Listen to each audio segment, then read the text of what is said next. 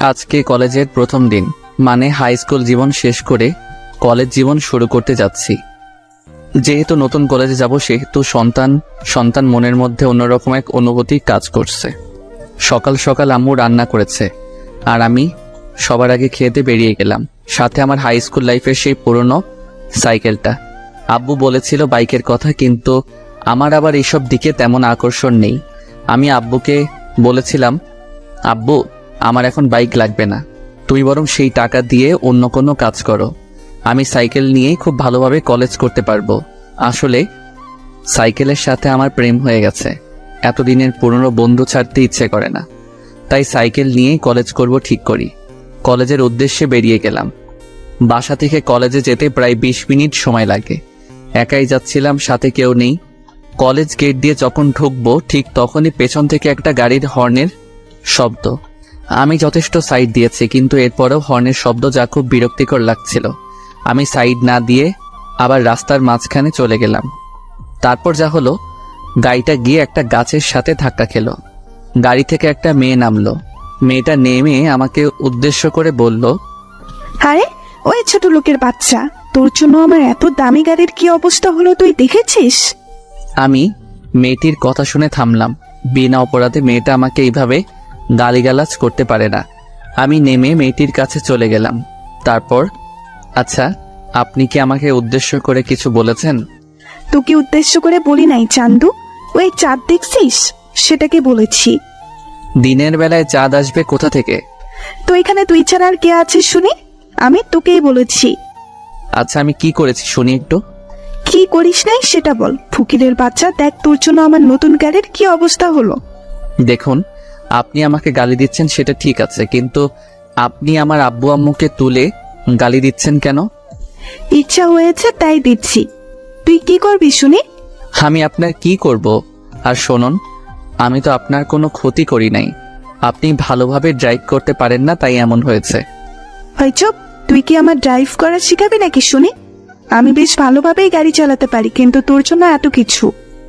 দেখুন, আমার জন্য কিছু হয়নি, ওকে? আপনি হর্ন দিচ্ছিলেন, আমি সাইড দিয়েছিলাম, কিন্তু আপনি তারপরেও সামনে না গিয়ে হর্ন বাজিয়েই যাচ্ছিলেন। তাই তো আমি আবার রাস্তার মাঝখানে চলে আসি। চুপ থাক ফকির কোথাকার, একদম কথা বলবি না। দেখুন, আপনি কিন্তু আমাকে শুধু শুধু অপমান করে যাচ্ছেন। আমি তো কোনো দোষ করি নাই। চুপ, বড় গলায় আবার কথা বলে। আমি কোনো দোষ করি নাই। আচ্ছা, আমি কি দোষ করেছি সেটা বলেন তো। তোর দোষ? তুই আমার গাড়ির সামনে দিয়ে সাইকেল কেন চালাচ্ছিলি? দেখুন, এটা রাস্তা, আর আমি খুব ভালো করে জানি এইসব রাস্তা দিয়ে সবাই চলাফেরা করতে পারে। আর রাস্তাটা তো আপনার বাবার না, যে আপনি আসবেন বলে কেউ সেখান দিয়ে যেতে পারবে না। মেয়েটি আমার কথা শুনে রেগে গিয়ে আমার কাছে এসে চড় মেরে দিল। এই, আপনি আমাকে মারলেন কেন? তোর সাহস হয় কি করে আমার বাবাকে নিয়ে কথা বলার শুনি? দেখুন, আপনি কিন্তু অন্যায়ের পর অন্যায় করেই যাচ্ছেন। আমি কিন্তু সব সহ্য করব না। কি করবি তুই শুনি? তোর কি করার ক্ষমতা আছে একটু শুনি? আপনি মেয়ে বলে এতক্ষণ আপনাকে সম্মান দিয়ে কথা বলছি। অভদ্র একটা মেয়ে। এই, তুই কি বললি আমি অভদ্র? দাঁড়া, দেখাচ্ছি মজা।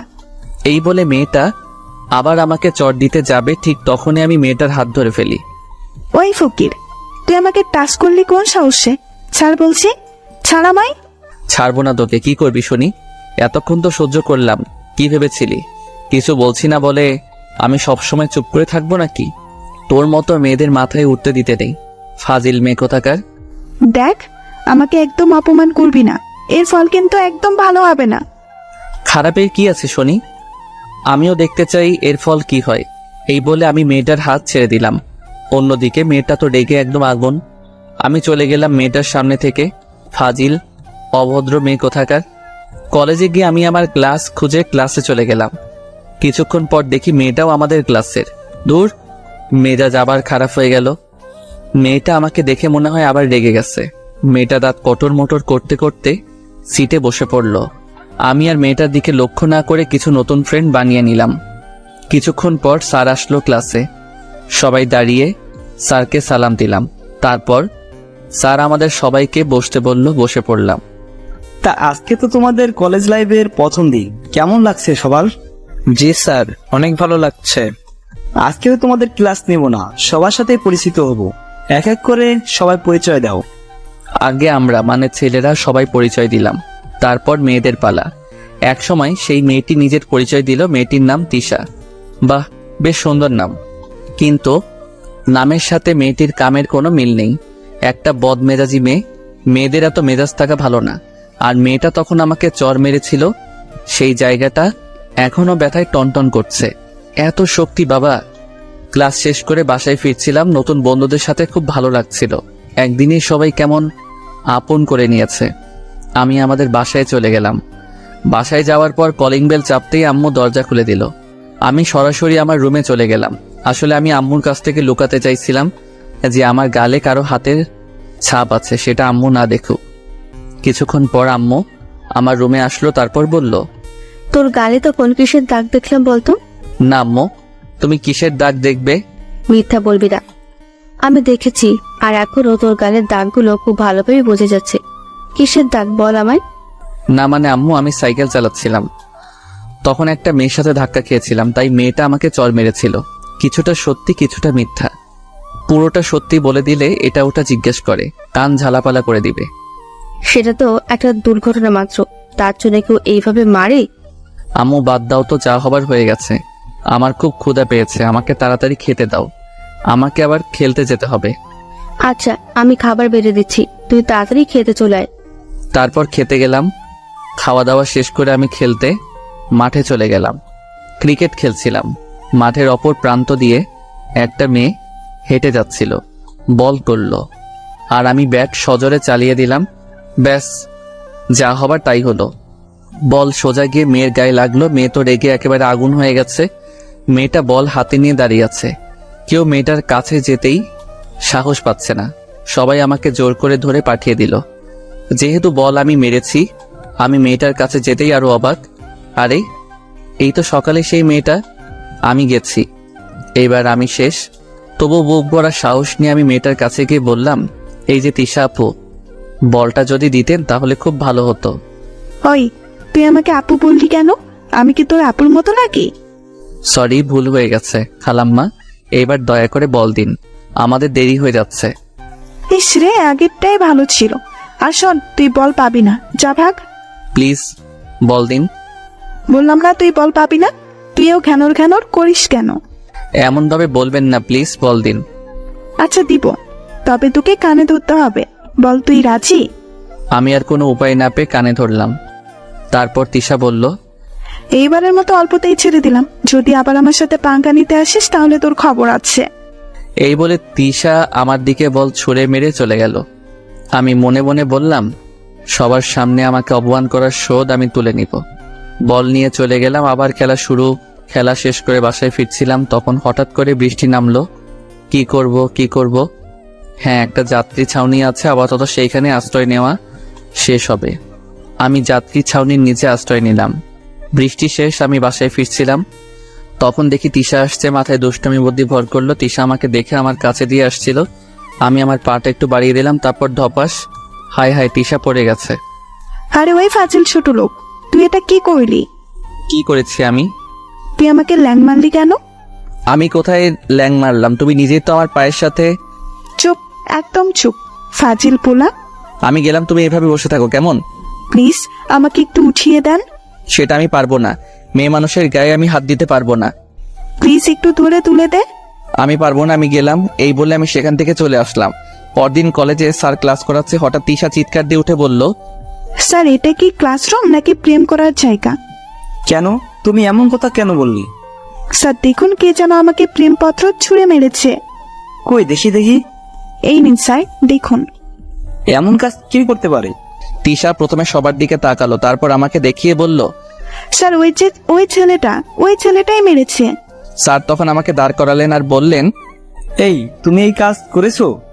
স্যার আমি তো এইসবের কিছুই জানি না। স্যার ওই শয়তান ছেলে মিথ্যা কথা বলছে, ওই আমাকে প্রেমপত্র দিয়েছে। স্যার বিশ্বাস করুন, আমি দেই নাই। যে দিয়েছিল সেটা আমি জানি, কিন্তু বলছি না, ঝামেলা হতে পারে। আমি চাইছি ব্যাপারটা অল্পতেই মিটে যাক। তোমার কোনো কথা আমি শুনতে চাই না। এই প্রথম দেখে তোমাকে ছোটখাটো শাস্তি দেব। কি শাস্তি স্যার? কান ধরে দাঁড়িয়ে থাকো। কিন্তু স্যার, কি, এই শাস্তি ভালো লাগে নাই? তাহলে চলো তোমাকে নিয়ে প্রিন্সিপালের কাছে যাই। না স্যার, ঠিক আছে, আমি কানে ধরছি। আর কিছু করার নেই, যার জন্য কানে ধরলাম সে আমার দিকে হা করে তাকিয়েছিল। যাক, শত্রু তো বাড়ালাম না। যার জন্য কানে ধরলাম সে আমার বন্ধু হবেই।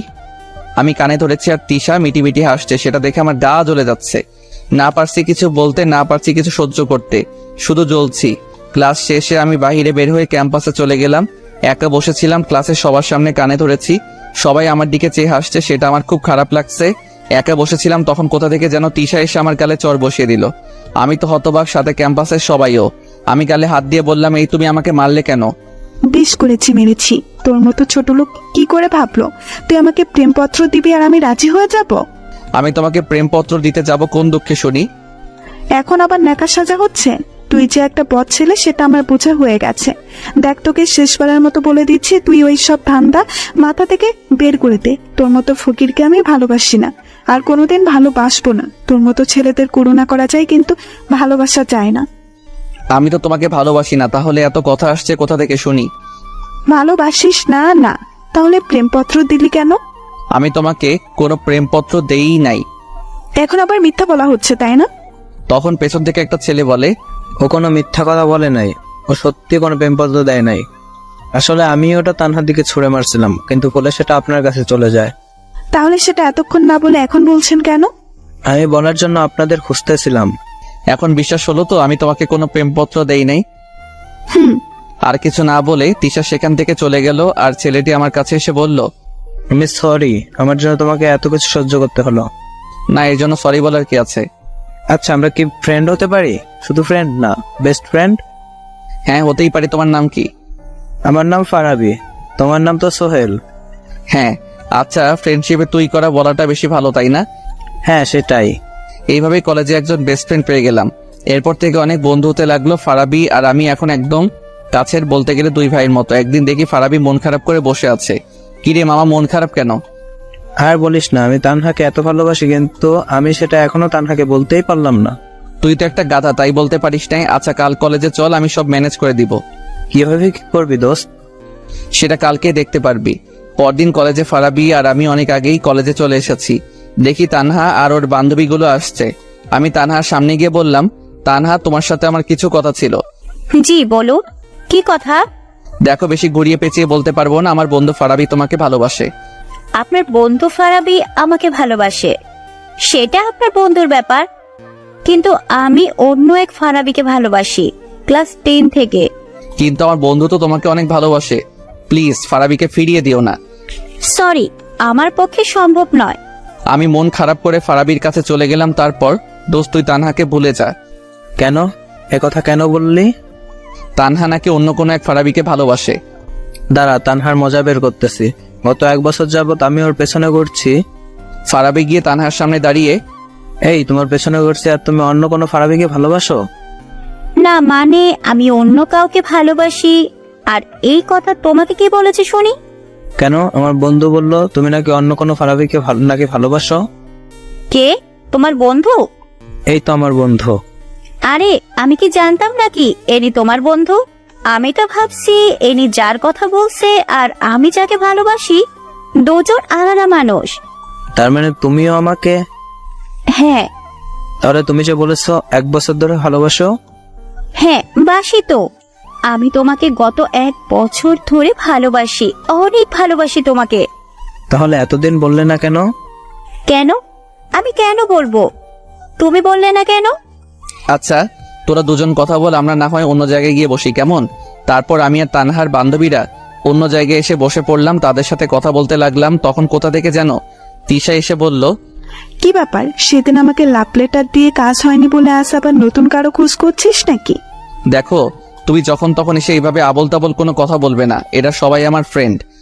ফ্রেন্ড না ছাই, তোকে আমি খুব ভালোভাবেই চিনে গেছি।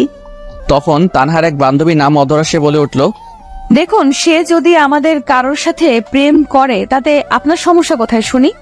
আপনি তো আর তার গার্লফ্রেন্ড না যে আপনার প্রবলেম হবে। কি রে, তুই ওর হয়ে এত কথা বলছিস? তুই কে শুনি? ওকে ভালোবাসিস নাকি? যদি ভালোবাসি তাতে আপনার কোনো সমস্যা আছে নাকি শুনি? আমার কেন সমস্যা হতে যাবে? তাহলে এখানে এত কথা না বলে এখান থেকে জানতো। কেন, আমি কি তোদের প্রেমে সমস্যা করছি নাকি?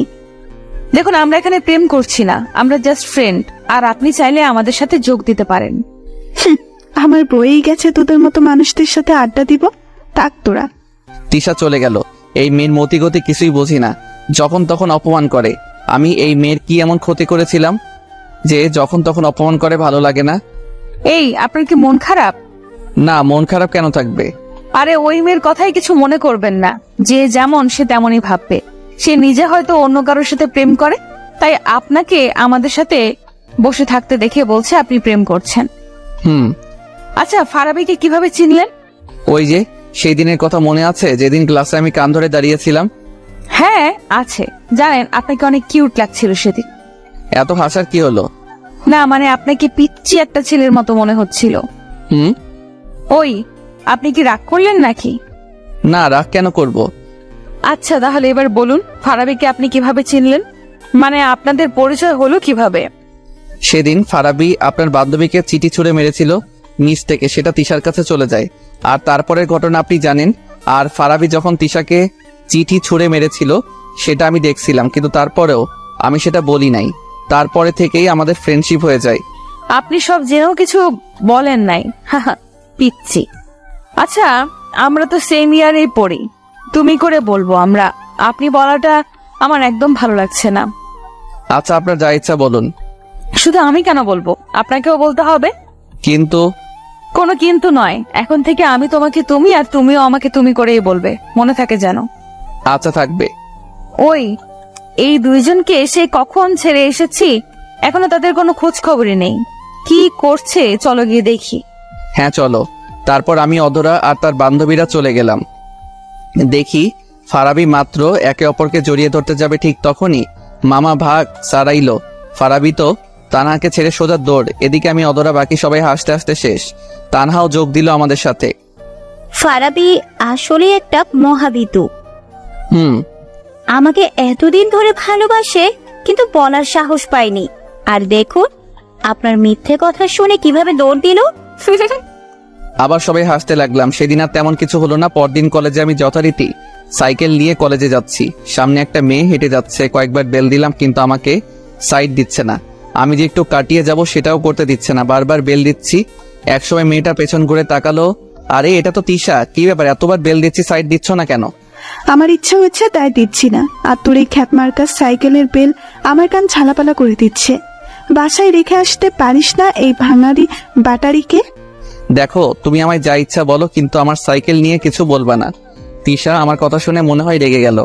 তারপর তিশা আমার সাইকেলে এত জোরে লাথি মারলো, সাইকেল আমার হাত থেকে ছুটে পড়ে গেল। তিশা যখন আমার সাইকেলে লাথি মারছিল আমার মনে হচ্ছিল সে আমার বুকে লাথি মারছে। আমি নীরব হয়ে গেলাম। কিরে, এমন চুপ করে আছিস কেন? ধুর, তোর সাইকেলের মতো তুইও খ্যাত থাক। তিশা চলে গেছে, কিন্তু আমি তখনও সেখানে দাঁড়িয়ে আছি। বেস্ট ফ্রেন্ডকে অপমান করলে যেমন কষ্ট হয়, আমারও তেমন কষ্ট হচ্ছিল। আমি দাঁড়িয়ে আছি, তখন কোথা থেকে অধরা এসে আমাকে বলল, আরে তুমি এখানে এইভাবে দাঁড়িয়ে আছো কেন? আর তোমার সাইকেল এভাবে পড়ে আছে কেন? আরে তুমি কাঁদছো কেন?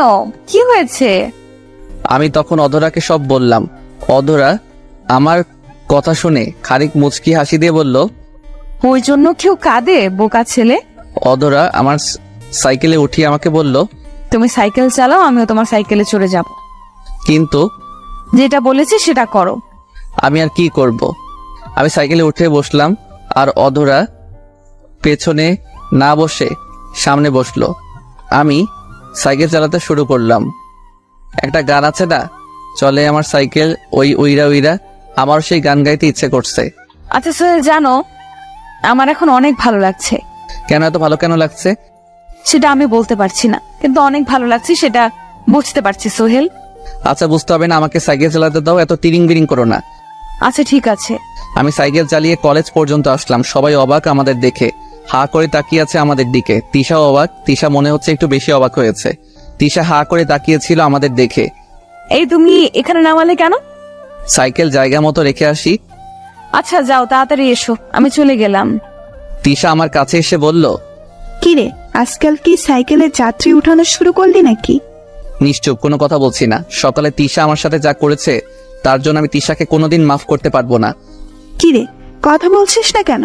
বোবা হয়ে গেলি নাকি? দেখো, তোমার সাথে আমার কথা বলার কোনো ইচ্ছা নাই। তাহলে কি আছে? কোনো কিছুর ইচ্ছা নাই। তুমি প্লিজ আমার সাথে এমন ব্যবহার করা ছেড়ে দাও। আমি তো তোমার কোনো ক্ষতি করি নাই। তা না করলে কিন্তু তুই আমার সাথে বেয়াদবি করেছিস, তার ফল তোকে তো একটু ভোগ করতেই হবে, তাই না? যদি তুমি আমার উপর প্রতিশোধ নিতে চাও তাহলে একদিনে সব প্রতিশোধ নিয়ে নাও, কিন্তু এইভাবে প্রতিদিন আমার সাথে এমন করো না। আমারও সহ্য করার একটা সীমা আছে। আমার যা ইচ্ছা আমি তাই করব। তুই তো একটা ফকির খ্যাত মার্কার ছিলে, তোর সাথে আমি কিরকম ব্যবহার করব সেটা কি তুই আমাকে শিখিয়ে দিবি নাকি ফাজিল পোলা? তুমি এখন যা ইচ্ছা বলো, কিন্তু সবার সামনে আমাকে আর অপমান করো না। আমাকে সবার সামনে ছোট বানিয়ে তোমার লাভ কি একটু বলবে? কোনো লাভ নাই তো। তাহলে আমাকে সবাই সামনে ছোট বানাও, আমাকে আর ছোট বানিও না। দেখ, বেশি প্যাকুর প্যাকুর না করে যা এখন। আমি তো তোমার কাছে আসিনি, তুমি এলে আমার কাছে, তাহলে আমাকে যেতে বলছো কেন? যেতে হলে তুমি যাও। আরে ওই, তুই কার উপর রাগ দেখাচ্ছিস শুনি? দেখ, আমার উপর কিন্তু একদম রাগ দেখাবি না। আমি তোর রাগ সহ্য করব না। আমার সাথে বেশি লাগতে এলে না, এই কলেজ থেকে তাড়িয়ে ছাড়বো, এই বলে দিলাম। হঠাৎ অধরা চলে এলো। কে কাকে তাড়াবে? ওই, তুই এখানে এলি কেন? তোকে কি কেউ আমাদের মাঝখানে ডেকেছে? তুই কেন এলি আমাদের মাঝে নাক গলাতে? বারে, তুমি আমার ফ্রেন্ডকে আপন করেছো, তাকে হুমকি দিচ্ছ, আর আমি চুপটি করে থাকবো? সেটা কিভাবে হয় বলো? আমি থাকতে আমার ফ্রেন্ডকে তুমি অপমান করতে পারো না। আমি তো অবাক, অধরা আমাকে নিয়ে এত সিরিয়াসলি কথা বলছে, ঝগড়া করছে। তুই এমন ভাবে কথা বলছিস যেন এই গায়া খ্যাত ছেলেটা তোর বয়ফ্রেন্ড। হ্যাঁ সোহেল, আমার বয়ফ্রেন্ড। তাতে কোনো সমস্যা?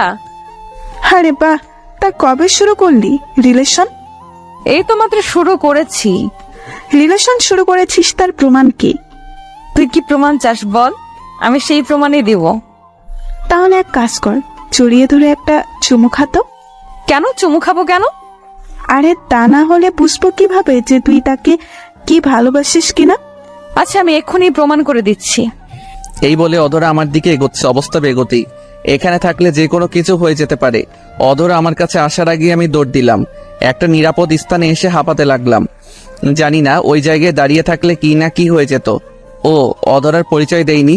অধরা দেখতে খুব সুন্দরী, ময়দা সুন্দরী না, প্রাকৃতিক সুন্দরী। আর অধরার পরিবার বেশ ভালোই স্থানেই আছে, কিন্তু অধরার মনে কোনো অহংকার নেই। পরিচয় দিতে দিতে ক্লাসের বেল দিয়ে দিচ্ছে। ক্লাসে ঢুকে দেখে অধরা আমার দিকে রাগি লোকে তাকিয়ে আছে। আরে এই মেয়ের আবার কি হলো, আমার দিকে এমনভাবে তাকিয়ে আছে কেন? আমি তো কোনো দোষ করি নাই। আর অন্যদিকে দেখি তিশা মুচকি আসছে। বুঝি না এই দুই মেয়ের কি হয়েছে। তবে তখন যে অবস্থা হয়েছিল তাতে করে তাদের দুজনের চুল ধরাধরি হয় নাই, এটাই অনেক। ক্লাসের স্যার এসে পড়ছে, সবাই মিলে দাঁড়িয়ে স্যারকে সালাম দিলাম। দাঁড়ানো অবস্থায় আবার অধরার দিকে তাকিয়েছিলাম, দেখে বজ্জাত মেয়েটা তখন আমার দিকে রাগি লুকে তাকিয়ে আছে। গাল লাল হয়ে গেছে, চোখ তো আরো বেশি লাল, মনে হয় জ্বলছে। আমি পোড়া পোড়া গন্ধ পাচ্ছি। ক্লাসের সময় আমি যেই কয়বার অধরার দিকে তাকিয়েছিলাম প্রত্যেকবার দেখেছি অধরা আমার দিকে রাগি লুকে তাকিয়ে আছে। তাই ভয়ে পরের ক্লাসে আর অধরার দিকে তাকাই নাই। ক্লাস শেষ করে পালিয়ে পালিয়ে বাসায় চলে আসছি। জানি না আবার কার সামনে পড়বো, আবার নতুন কি ঝামেলা হবে। তার থেকে ভালো পালিয়ে বাসায় চলে আসলাম। বাসায় এসে খাওয়া দাওয়া শেষ করে একটু ঘুমিয়েছিলাম, আর তখনই কে যেন এসে আমার কান টেনে ধরেছে। এর আগে কখনো এমন হয় নাই, কোনোদিন কেউ আমার কান টেনে ধরে নাই। আমি ঘুম ঘুম চোখে দেখে অধরা আমার পাশে বসে আছে। সকালেই সেই রাগী লোক। উফ, আমি স্বপ্ন দেখছি, মেয়েটা আমার উপর এত খেপেছে কেন? তুই তখন এভাবে পালিয়ে গেলি কেন? আমাকে এখন একটু ঘুমাতে দাও, কালকে কথা হবে। কাল কেন হবে? আমি আজকেই কথা বলবো, আজকে। আমার ঘুম তখন অনেকটাই হালকা হয়ে গেছে। আমি ভালোভাবে তাকিয়ে দেখি অধরা আমার কান টেনে ধরে বসে আছে। এই তো তুমি এখানে? কেউ দেখেনি তো? সবাই দেখেছে, কিন্তু কেউ কিছু বলতে সাহস পায়নি। সাহস পাইনি মানে বুঝলাম না। তোকে এত কিছু বলতে হবে না। এখন বল, তুই তখন অমন করে দৌড়ে পালালি কেন? তো কি আমি দাঁড়িয়ে থাকতাম নাকি? হ্যাঁ থাকতিস, তোর জন্য আমি এই প্রথম হেরে গেলাম। হেরে গেছো মানে? হেরে গেছি মানে আমি ওই বজ্জাত মেয়ের কাছে হেরে গেছি। জানিস, তুই চলে যাবার পর বজ্জাত মেয়েটা আমাকে অনেকগুলো কথা শুনিয়েছে। সেখানে আমার কি দোষ? সব তোর দোষ। তুই তখন সেখানে দাঁড়িয়ে থাকলে তো সবকিছু মিটে যেত।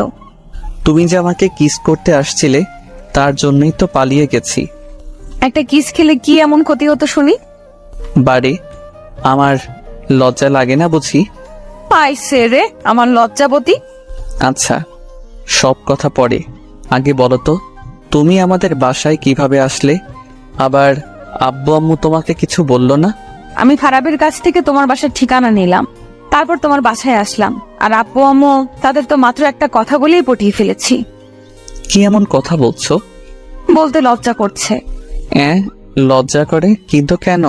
না মানে আমি বলেছি আমি তাদের ছোট ছেলের হবু বউ, দুষ্টুমির হাসি দিয়ে। কি তুমি এই কথা বলেছো? এত চিৎকার করার কি আছে? এই, তুমি কি আমাকে মারতে চাচ্ছ নাকি? আব্বু আম্মু তোমাকে কিছু বলে নাই? কি বলবে, শুধু বলেছে আগে ভালো মতো পরীক্ষায় পাশ করব, তারপর যা হবার হবে। হ্যাঁ, তোমার যা হবার তাই হবে, কিন্তু আমার মনে হচ্ছে এইবার আমাকে এই বাড়ি চিরদিনের জন্য ছাড়তে হবে। সমস্যা নেই, আমাদের বাসা তোমার জন্য আছে তো। চুপ করো। তোমাকে কে বলতে বলেছিল ওইসব মিথ্যা কথা? কেউ না, কে বলতে বলবে? আমার ইচ্ছে হয়েছে তাই বলেছি। আর আমার শ্বশুর শাশুড়ি মনে হয় আমাকে পছন্দ করেছে, তাই তো বেশি কিছু বলে নাই। ওই ভাই, কেউ এই বজ্জাত মেয়েকে একটু বোঝান তো, না হলে আমাকে একটা বিমান দেন, আমি উগান্ডা চলে যাব। এই মেয়ে বলে কি প্রথমেই শ্বশুর শাশুড়ি বানিয়ে ফেললো? মাথায় মনে হয় বড় ধরনের প্রবলেম আছে। এই তুমি কি ভাবছো? না, তেমন কিছু না। আব্বু আম্মু কি সত্যি বাসায় আছে নাকি আজ খালি বাসা? না, ওনারা তো নিচেই বসে আছে। আমি যখন এলাম তখন তারা নিচেই বসেছিল। এখন কোথায় গেছে আমি কি করে বলবো? আমি তাড়াতাড়ি করে নিচে এলাম, দেখি আব্বু আম্মু নিচেই বসে আছে। এই রে, আমি এবার শেষ, আমি এইবার মরবো। আব্বু আমাকে দেখে ডাক দিল। আমি ভয়ে ভয়ে আব্বুর কাছে গেলাম। কিরে, এসব কি শুনছি? কতদিন ধরে চলছে এসব? আব্বু, আমি এসবের কিচ্ছু জানি না। হয়েছে, এখন আর মিথ্যা বলার কোনো দরকার নেই। শোন, মন দিয়ে পড়ালেখা কর। আর প্রেম করছিস ভালো কথা, আমাদের কাছে লোকালি কেন? আরে আব্বু, দেখি রাগ না করে আমার সাথে ভালোভাবেই কথা বলছে, কিন্তু আব্বু সত্যিটা না জেনে মিথ্যাটা সত্যি ধরে নিল। দূর, ভালো লাগে না। আচ্ছা, মেয়েটা সেই কখন আমাদের বাসায় এসেছে, ওকে কিছু খেতে দাও। না, আমি এখন কিছু খাবো না, আমাকে বাসায় যেতে হবে। আরো কিছুক্ষণ থেকে গেলে ভালো লাগতো। না আম্মু, অন্য একদিন। কি বজ্জাত মেয়ে, এখনই আমার আম্মুকে আম্মু বলে ডাকতে শুরু করেছে। আচ্ছা সোহেল, ও যখন চলে যেতে চাইছে তাহলে এক কাজ কর, তুই গিয়ে অধরাকে একটু এগিয়ে দিয়ে আয়। আমি আব্বুর কথায় রাজি হয়ে গেলাম, কারণ আমাকে জানতে হবে অধরা আমার বাসায় মিথ্যা কথা কেন বলল। আমি আর অধরা বাসার বাইরে চলে এসেছি। এই, তুমি আমার বাসায় মিথ্যা কথা বললে কেন? আমি চাইছিলাম আমি মিথ্যা বলে তোমাকে একটু বকুনি খাওয়াবো, কিন্তু পরে সব সত্যি বলে দিব। কিন্তু আব্বু আম্মু তো আমাকে তাদের ছেলের বউ বানাতে রাজিই আছে, তাই আর সত্যি বললাম না। হ্যাঁ, খুব ভালো করেছো, আমাকে উদ্ধার করেছো সত্যি না বলে। অধরার সাথে ঝগড়া করতে করতে অধরাকে তাদের বাসায় পৌঁছে দিয়ে আসলাম। বাসায় আসার পর আম্মু আবার কান টেনে ধরলো আর বলল, আমাদের না জানিয়ে বউ খোঁজা হয়ে গেল। দেখো আম্মু, ওই বজ্জাত মেয়েটা মিথ্যা বলছে। মিথ্যা না, সত্যি সেটা আমি জানি না, আর জানতে চাইও না। ছেলের বউ হিসাবে মেয়েটাকে আমার ভালোই লাগলো। ধুর আম্মু, তুমিও না। আমি চলে গেলাম। এইভাবে যেতে লাগলো দিনগুলো। তিশা আমাকে অপমান করে আর অধরা আগলে রাখে। এর কিছুদিন পর অধরা আবার আমাদের বাসায় আসলো। এসে আব্বু আম্মুকে বলল তার সাথে নাকি তার কোনো এক ফ্রেন্ডের বাসায় যেতে হবে, কিসের নাকি পার্টি আছে। আমি যেতে না চাইলেও আব্বু আম্মু আমাকে জোর করে পাঠিয়ে দিল। আমি গাড়িতে উঠে অধরাকে জিজ্ঞেস করলাম, আচ্ছা আমাকে সাথে না নিলেও তো পারতে। হ্যাঁ পারতাম, কিন্তু যে পার্টিতে যাচ্ছি সেখানে সবাই কম বেশি মিঙ্গেল, তাই ভাবলাম আমি একা সিঙ্গেল থাকি যদি, তাই তোমাকে নিয়ে যাচ্ছি। এই মেয়ে আসলে একটা বড় পাগল। পার্টিতে গিয়ে আমি আর অধরা পাশাপাশি হাঁটছি। এক সময় অধরা আমার হাত ধরলো। কি হলো এটা, তুমি আমার হাত ধরলে কেন? আশেপাশে দেখো সবাই হাত ধরে হাঁটছে। আমি আর অধরা হাঁটছি, এমন সময় তিশা আমাদের সামনে আমাদের দেখে প্রচন্ড রেগে গেছে। চোখ দুটি লাল হয়ে গেছে, মনে হয় আমাদের দুজনকে খেয়ে ফেলবে। কি রে, সেদিন তো আমাকে খুব কথা শুনিয়েছিলি সোহেল নাকি আমাকে ভালোবাসে না। এই দেখ, আমি আর সোহেল আজ একসাথে হাত ধরে হাঁটছি, আর সোহেল আমাকে খুব ভালোবাসে, বুঝলি? ফাজিল মেয়ে, এতদিন তোর জন্য অনেক অপমান মুখ বুজে সহ্য করেছি, কিন্তু আর সহ্য করব না। কিসের এত দেমাগ শুনি? তোর বাবা বড় লোক তাই? হ্যাঁ, আমার বাবা বড় লোক, তাই আমার এত দেমাক। আরে থাম থাম, শুধু কি তোর একার বাবাই বড়লোক নাকি? অন্য কারোর বাবা বড়লোক হতে পারে না?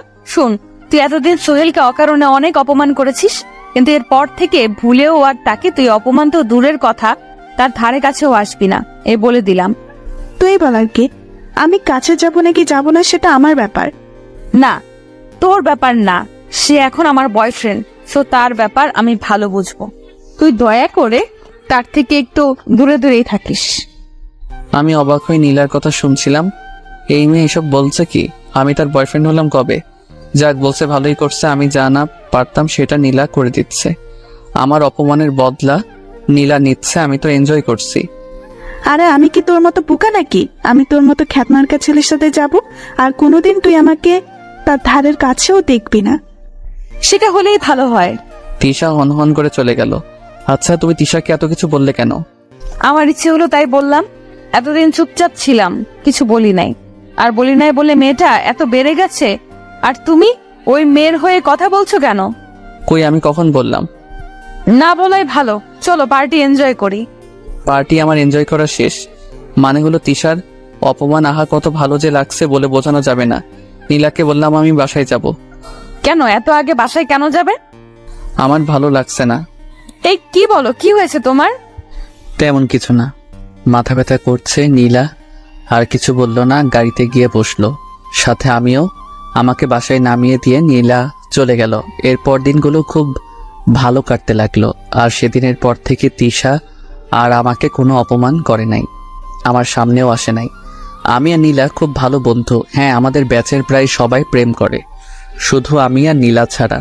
কিন্তু অনেকেই এটা ভাবে আমার আর নীলার মাঝে রিলেশন আছে, যদিও এই কথা সত্যি না। কিন্তু লোকে ভাবলে আমাদের আর কি করার আছে? তার থেকে ভালো যে যেমন ভেবে খুশি তাকে তেমন ভাবতে দেওয়া উচিত। দেখতে দেখতে ইন্টার দ্বিতীয় বর্ষে পা রাখলাম। নীলা আর আমার মাঝে আগের থেকে বেশি ঘনিষ্ঠতা হয়েছে বলতে গেলে। একে অপরের জন্য পাগল, কেউ কাউকে ছাড়া থাকতে পারি না। নীলা যেখানেই যাক না কেন আমাকে সাথে নিয়ে যাবে, আর সবার সামনে পরিচয় দিবে আমি নাকি তার বয়ফ্রেন্ড, হবু স্বামী। আমি এই জন্য নীলাকে আগে অনেক কিছু বলতাম, কিন্তু এখন কেন জানি না ভালো লাগে, তাই কিছু বলি না। কোনো এক কারণে আমার আর নীলার মাঝে একটু ঝগড়া হয়, যদিও এই আগে অনেকবার ঝগড়া হয়েছে, আবার সব ঠিক হয়ে গেছে। কিন্তু এইবার যখন ঝগড়া লাগলো, তার পরের দিন আমি জানতে পারি আমাদের নানার বাসায় যেতে হবে।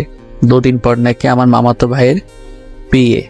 মামাতো ভাই বিয়ের জন্য পাগল হয়ে গেছে। যদি বিয়ে দেওয়া না হয় তবে নাকি বউ বাসায় নিয়ে আসবে। মামা মামি মান সম্মানের ভয় বিয়ে দিতে রাজি হয়ে গেল। হঠাৎ করেই সব ঠিক হয়ে গেছে। আজকে রাত্রের ট্রেনেই আমাদের যেতে হবে। আমি নীলাকে অনেকবার ফোন দিয়েছি, কিন্তু ফোন অফ। নীলাকে সাথে নেওয়ার ইচ্ছা ছিল, গ্রাম দেখতে চেয়েছিল, কিন্তু সেটা আর হলো না। মন খারাপ, নীলাকে জানাতেও পারলাম না আমরা ঢাকা ছাড়ছি। মামার বাসায় গিয়ে আমি মনমরা হয়েই ছিলাম। যেদিন গায়ে হলুদ সেদিন কয়েকটা মেয়ের সাথে কিছু পিক তুলে ফেসবুকে আপলোড করি। আমার গায়ে হলুদ ছিল আর জামাই জামাই লাগছিল। পোস্টে লেখা ছিল কালকেই বিয়ে। তারপর সব ঝামেলা শেষ। উফ, খুব আনন্দ লাগছে। ছবি আপলোড করার কিছুক্ষণ পর দেখি নীলার ফোন। আমি তো মহা খুশি। নীলা ফোন দিয়েছে, মনের খুশিতে হাসতে হাসতে ফোন ধরলাম। হ্যাঁ নীলা বলো। জানো আমি খুব খুশি। নীলা আমার সেই কথার দিকে মন না দিয়ে বলল, আচ্ছা তুমি এখন কোথায়? তোমাদের বাসায় কেউ নেই, তোমাকেও দেখছি না। আমি তো গ্রামে আছি। ঠিকানা দাও। তাও ঠিকানা দিয়ে দিলাম, সাথে সাথে ফোন কেটে দিল। ধুর, কি হলো? একটু যে মন খুলে কথা বলবো সেটাও হলো না। রাতে সবাই আনন্দ করছে, হঠাৎ বাসার বাহিরে 2টা গাড়ি এসে থামলো। এত রাতে গাড়িতে কে এলো? সবাই চিন্তায় আছে। গাড়ি থেকে লোকগুলো নেমে বাসার দিকে আসছিল। আমি শুনেছি এই গ্রামে নাকি মাঝে মধ্যে ডাকাতি হয়। আমি ভাবলাম হয়তো ডাকাত এসেছে, তাই কাউকে কিছু না বলে লুকিয়ে পড়লাম। লুকিয়েছে অনেকক্ষণ হয়েছে। একসময় আমি লক্ষ্য করলাম আমার নাম ধরে অনেকে ডাকাডাকি করছে। আমি তো আরো ভয় পেয়ে গেলাম, কিন্তু একটু সাহস বুকে নিয়ে বেরিয়ে এলাম। সবার সামনে দেখি নীলা ও তার পরিবার, সাথে উকিল আছে আর একজন হুজুর। আমি নীলাকে দেখে অবাক। এত রাতে তুমি এখানে কি করো? কোনো কথা বলছে না। আব্বু এসে বলল, আজকে তোদের বিয়ে। আব্বু কি বলো? তুমি কি ঘুমে আছো নাকি? না, আমি জেগে আছি। আজ তোদের বিয়ে। মেয়েটা অনেকক্ষণ অনেক কান্নাকাটি করছে। আমরা চেয়েছিলাম তোদের বিয়ের পরীক্ষার পর দেব, কিন্তু না, তোদের বিয়ে আজকেই হবে। কিন্তু আব্বু। চুপ হারামজাদা, যখন প্রেম করছিলি তখন মনে ছিল না? এখন বিয়ে করতে সমস্যা কিসে শুনি? আমি না কিছু বলতে পারছি না, শুধু এটা ভাবছি এইসব আমার সাথে কি হচ্ছে। ভাবতে ভাবতে মনে হয় বিয়ে হয়ে গেছিল। আমাদের দুজনকে এক রুমে পাঠানো হলো। কি হয়েছে সেটা আমি তখনও বিশ্বাস করতে পারছি না। রুমের মধ্যে আমি আর নীলা। এই শোনো, কি হলো এইসব? বিয়ে হয়ে এখন বাসর হবে। তুমি আমাকে বিয়ে করলে কেন? ভালোবাসি তাই। ভালোবাসো? কই আগে তো কোনোদিন বলো নাই। মেয়েরা কখনো আগে বলে গাধা? আমি তো তোমাকে অনেক আগে থেকেই ভালোবাসি। ভালোবাসতে ভালো কথা, এই বয়সে বিয়ে? কি করব বলো? আমি যখন দেখলাম তুমি ফেসবুকে ছবি আপলোড করেছো, আমি তো ভেবেছিলাম তোমার বিয়ে। তাই তো অনেক কান্নাকাটি করলাম। আব্বু আম্মুকে বললাম তোমার সাথে বিয়ে না দিলে আমি নিজেকে শেষ করে ফেলবো। তাই তারা ভয়ে। আমি তো এখনো পিচ্ছু। সমস্যা নাই, আজকে বড় করে দিব আমার পিচ্চি বরকে। মানে কিভাবে? এত কিছু জানি না, চলো বাসর করব। এতদিন পর তোমাকে কাছে পেলাম, এবার আসো বাসর করব। এই আপনারা এখন একটু জানতো, সকালে দেখা হবে, বাসর করব। আমিও আগে থেকে নীলাকে ভালোবাসতাম, কিন্তু বলি নাই। বাসর রাতে বিড়াল ভালোই মারলাম, যদিও ইতিহাস বলবো না। আসুন আবার গল্পে ফিরে আসি। মামাতো ভাইয়ের বিয়ে খেতে এসে নিজেই বিয়ে করে ফেললাম। খুব দারুণ ব্যাপার। বিয়ে শেষ, এবার আমাদের ঢাকায় ফেরার পালা। আমি নীলা এক গাড়িতে চড়ে বসলাম। রাস্তায় অনেক ধরনের কথা বলতে বলতে বাসায় চলে আসলাম। নীলা সোজা আমাদের বাসায় চলে আসলো। হাজার হোক শ্বশুর বাড়ি বলে কথা। বিয়ের প্রথম 1 মাস বেশ ভালোই কাটলো, কিন্তু হঠাৎ করেই নীলা আমার সাথে কেমন জানি ব্যবহার করতে শুরু করে। আমার উপর সবসময় রেগে থাকতো, আমার সাথে তেমন কথা বলতে চাইতো না, কিন্তু কেন এমন করছিল সেটা বুঝতে পারছিলাম না। এর কিছুদিন পর নীলা আমার কাছে এসে বলল তার নাকি 5,000 টাকা লাগবে। এই, তুমি কি পাগল? আমি এত টাকা কোথায় পাবো? সেটা আমি জানি না, আমার টাকা দরকার, তুমি দিবে। আব্বু আম্মুর কাছ থেকে আর কত নিব? আমারও তো সম্মান আছে, তাই না? তুমি আমাকে বিয়ে করেছো, তাই আমার সকল দায়িত্ব তোমার। আমার এখন টাকা লাগবে, তুমি দাও। আমি কোনো টাকা দিতে পারবো না, আর আমি এখনো বেকার। আমাকেই চলতে হয় আব্বুর কাছ থেকে টাকা নিয়ে। আর 2-1,000 হলে তাও অন্য কথা। 5,000 টাকা আমি দিতে পারবো না। তার মানে তুমি আমাকে টাকা দিবে না, তাই তো? আমি তখন নীলার হাতে 2,000 টাকা দিয়ে বললাম, এর বেশি আমার কাছে নেই। নীলা রেগে টাকাগুলো ছুঁড়ে ফেলে দিল আর বলল, আমারই ভুল, তোর মতন ছেলেকে বিয়ে করেছিলাম বলে। আমার বোঝা উচিত ছিল তুই একটা ছোট লোক, আমার ভরণ পোষণ তুই করতে পারবি না। তুই আমার জীবনে আসার পর আমি দিনে দিনে সব স্বাধীনতা হারিয়ে ফেলেছি। এখন তো নিজের শখ আহ্লাদও পূরণ করতে পারবো না তোর জন্য। এই তুমি আমার সাথে এমন ভাবে কথা বলছো কেন? তো তোর সাথে আর কেমন ভাবে কথা বলবো? আজকে আমার এক বান্ধবীর বিয়ে বাড়িতে যাব। আমার কাছে 1 টাকাও নেই। তোর কাছে চাইলাম, তুই দিবি না। হ্যাঁ, আব্বুর কাছে টাকা চাইলে আমি অনেক পাবো, কিন্তু তাদের কাছে তো আমি এখন অন্য কারো বউ। তুই মাথা ঠান্ডা করো প্লিজ। চুপ, একদম চুপ, একদম কথা বলবি না। 5,000 টাকা দেওয়ার ক্ষমতা নেই, আমাকে বিয়ে করেছে। আমারও রাগ উঠে গেছে এমন কথা শুনে। দেখো নীলা, আমি কিন্তু তোমাকে বিয়ে করতে চাইনি, তুমি আমাকে বিয়ে করেছো। হ্যাঁ, সেটাই তো আমার জীবনের বড় ভুল। তোকে করুণা করে বিয়ে করেছি। মানে কি বলতে চাচ্ছ তুমি? কিসের করুণা? আরে তিশা যখন তোকে অপমান করতো, তোর জন্য আমার করুণা হতো, আর সেই কারণে তোর সাথে মিশেছি। কেন যে সেদিন পাগলের মতো তোকে বিয়ে করতে গেছিলাম। দেখো, বারবার বিয়ে করতে গেছিলাম বলে চিল্লাইও না। কি? আমি চিল্লাচ্ছি? ছোট লোক, তোর সাথে কথা না বলাই ভালো। 2 পয়সা রোজগার করার ক্ষমতা নেই, আবার বড় বড় কথা। আমি আর কিছু বলছি না। কি হলো নীলা? নীলা তো এমন ছিল না, আমার সাথেই প্রথম এত খারাপ ব্যবহার করলো। শুধু কি টাকার জন্য, নাকি অন্য কোনো ব্যাপার আছে? খুব কষ্ট হচ্ছে এইসব কথা ভাবার সময়। আমাকে চুপ থাকতে দেখে নীলা রাগে গজগজ করতে করতে চলে গেল। আগে থেকে রেডি হয়েছিল, আগে কোথাও গেলে আমাকে নিয়ে যেত, কিন্তু ইদানিং আমাকে বলার প্রয়োজন মনে করে না। নীলা চলে যাওয়ার পর আমি ভাবছি কি থেকে কি হয়ে গেল কিছুই বুঝতে পারছি না। এসব কথা ভাবতে ভাবতে কখন যে চোখে জল চলে এসেছে সেটা আমি নিজেও জানি না। নীলা তো ঠিকই বলেছে, আমি কোনো কাজকর্ম করি না। নীলাকে বিয়ে করে ওর জীবন তো সত্যি নষ্ট করে দিয়েছি। আসলে বড়লোকদের মনে কি চলে তা কেউ জানেও না, বুঝতেও পারে না। নীলার ক্ষেত্রেও তাই হলো, কিন্তু বিয়ে যখন হয়েই গেছে একটু মানিয়ে নিলেই তো হতো। নীলা বাসা থেকে গেছে অনেকক্ষণ হয়ে গেছে, কিন্তু এখনো নীলা বাসায় আসছে না। অনেক রাত হয়ে গেছে, ফোন দিচ্ছি কিন্তু ফোন বারবার বন্ধ বলছে। খুব চিন্তা হচ্ছে নীলার জন্য, নানা রকম চিন্তা ভাবনা করছি। এরই মাঝে বাসার কলিং বেলের শব্দ। আমি রুম থেকে দৌড়ে বের হলাম কে এসেছে সেটা দেখার জন্য। নীলা এসেছে। নীলাকে দেখে মনে শান্তির পর্ব ফিরে আসলো। আম্মুর সাথে কি যেন কথা বলল, তারপর উপরে উঠে আসতে লাগলো। আমাকে দেখলো কিন্তু আমার সাথে একটাও কথা বলল না। অনেক অবাক হলাম। কিছু না বলে নীলার পেছনে পেছনে রুমে চলে গেলাম। রুমে গিয়ে, এতক্ষণ কোথায় ছিলে? বন্ধুর বিয়ে ছিল। ফোন বন্ধ কেন? ও, চার্জ নেই মনে হয়। আমার তো চিন্তা হয় নাকি, সেই সকালে বের হয়েছ আর সারাদিন ফোন ছিল বন্ধ। একবারও অন্য কারো নাম্বার দিয়ে তো জানাতে পারতে। আগে তো সারাদিন ফোন দিয়ে সব বলতে, কিন্তু এখন এমন করছো কেন? আগে করেছি, যে এখন করতে হবে সেটার কি বাধ্যতামূলক নাকি? তুমি আমার সাথে এমন ভাবে কথা বলছো কেন? কেমন ভাবে কথা বলছি? রেগে কথা বলছো কেন আমার সাথে? বারে, রাগ করার মতো কথা বললে রাগ করবো না? আমি এমন কিছু বলি নাই যে তুমি রাগ করবে। তোমার জন্য চিন্তা হচ্ছিল তাই জিজ্ঞেস করছি। আমার না এইসব ভালো লাগে না। আরে বিয়ে হয়ে গেছে বলি কি আমার কোনো স্বাধীনতা থাকবে না নাকি? আমার সব কাজে কি তোর নাক গলাতে হবে? আচ্ছা যাও, তুমি ফ্রেশ হয়ে আসো, পরে কথা হবে।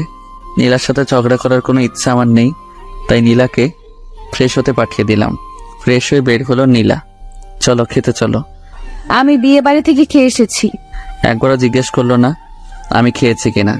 সারাদিন নীলার চিন্তায় কিছু মুখে তোলা হয়নি। আম্মু অনেকবার বলেছিল খেতে, কিন্তু খেতে ইচ্ছাই করে নাই নীলার চিন্তায়। আর যখন বাসায় আসলো, কই একসাথে খাবো তা না। আমার খুব ঘুম পাচ্ছে, আমি ঘুমাবো। হ্যাঁ চলো, আমিও ঘুমাবো। বিছানায় গিয়ে শুইলাম, কিন্তু এ কি, নীলা মাঝখানে কোলবালিশ রাখছে কেন? এই তুই মাঝখানে কোলবালিশ রাখছো কেন? আজ থেকে আমাদের মাঝে এটা থাকবে। কেন এটা থাকবে কেন? যাতে করে তুমি আমাকে টাচ করতে না পারো। যে স্বামী তার স্ত্রীকে হাত খরচের টাকা দেয় না, সেই স্বামীর অধিকার নেই টাচ করার। নীলার কথা শুনে অনেক বড়সড় একটা ধাক্কা খেলাম। মেয়ে বলে কি, যে মেয়ে আমাকে জড়িয়ে ধরা ছাড়া ঘুমাতে পারতো না সেই মেয়েটা কি? না, আর ভাবতে পারছি না। এসব ভাবলেই কান্না আসছে, কিন্তু কান্না করতেও তো পারবো না। ছেলেদের দেখি কান্না করতে নেই। নীলা মাঝখানে বালিশ রেখে অন্য পাশে ঘুরে রইল। আমিও আর কিছু বললাম না। অনেক চেষ্টা করেছি কিন্তু কিছুতেই ঘুম আসছে না। আসলে নীলা জড়িয়ে না ধরলে ঘুম আসে না, কেমন জানি একটা বদভ্যাস হয়ে গেছে অল্প কয়েকদিনে। অনেক রাত হয়ে গেছে, ঘুম আসছে না। এতক্ষণে নীলা নিশ্চয়ই ঘুমিয়ে পড়েছে, তাই আমি কোলবালিশ সরিয়ে নীলাকে জড়িয়ে ধরলাম। এই তো এখন ঘুম আসছে, প্রায় ঘুম চলে এসেছে। তখন নীলা ঠাস করে একটা চড় আমার গালে বসিয়ে দিল। উফ কি ব্যথা!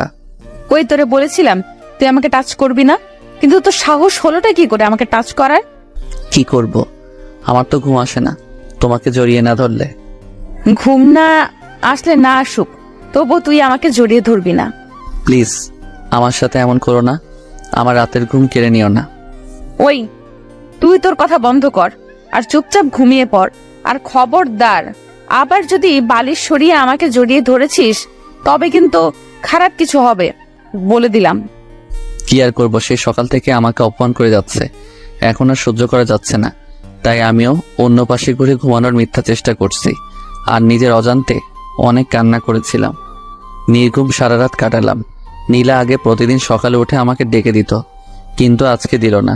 আমি অনেকক্ষণ শুয়েছিলাম, কিন্তু নীলা একবার আমাকে ডাক দিল না। আমি নিজেই উঠে বসলাম। নীলা ফ্রেশ হয়ে বের হলো। নীলা আমাকে দেখে জিজ্ঞাসা করলো, কি ব্যাপার, তোমার চোখ এত লাল কেন? সারা রাত না ঘুমানোর জন্য হয়তো লাল হয়ে গেছে। নীলাকে সেটা না বলে বললাম, চোখ কি জানা গেছিল। ও যাও, ফ্রেশ হয়ে নাও। কলেজ যাবে না? হ্যাঁ যাব। তারপর আমি ফ্রেশ হতে চলে গেলাম। ফ্রেশ হয়ে বের হয়ে দেখি নীলা প্রায় রেডি হয়ে গেছে। আমিও রেডি হতে লাগলাম। কি ব্যাপার, আর কতক্ষণ লাগবে? এই তো হয়ে গেছে। তুমি তাহলে পরে এসো, আমি গেলাম। আমার তো প্রায় হয়ে গেছে। আমার তাড়া আছে, আমাকে এক্ষুনি যেতে হবে। নীলা চলে গেল। আবারও খুব অবাক হলাম যে নীলা কিনা আমাকে রেখে একা কলেজে যেতেই চাইতো না, সেই নীলা আজকে আমাকে রেখেই চলে গেল। আমি আর সেদিন কলেজে গেলাম না, বাসায় ছিলাম। নীলা কলেজ থেকে ফিরে এসেছে। কি ব্যাপার, আজ কলেজে গেলে না যে? এমনি। আর কিছু বলল না, আমিও বললাম না। একটা কথা বলা হয়নি, আমাদের বিয়ে হয়েছে সেটা অনেক কম লোক জানে, কলেজে কেউ জানে না। সেদিন রাতেও আগের দিনের মতো হলো। মাঝখানে কোলবালিশ রেখে নীলা ঘুমিয়ে পড়েছে। আমিও মাঝরাতে নীলাকে জড়িয়ে ধরেছিলাম। তারপর আগের রাতের মতো নীলা আমাকে ঠাস করে একটা চর মেরে চলে যায়। মানে রাগ করে সেদিন রাতে নীলা অন্য রুমে ঘুমাতে যায়।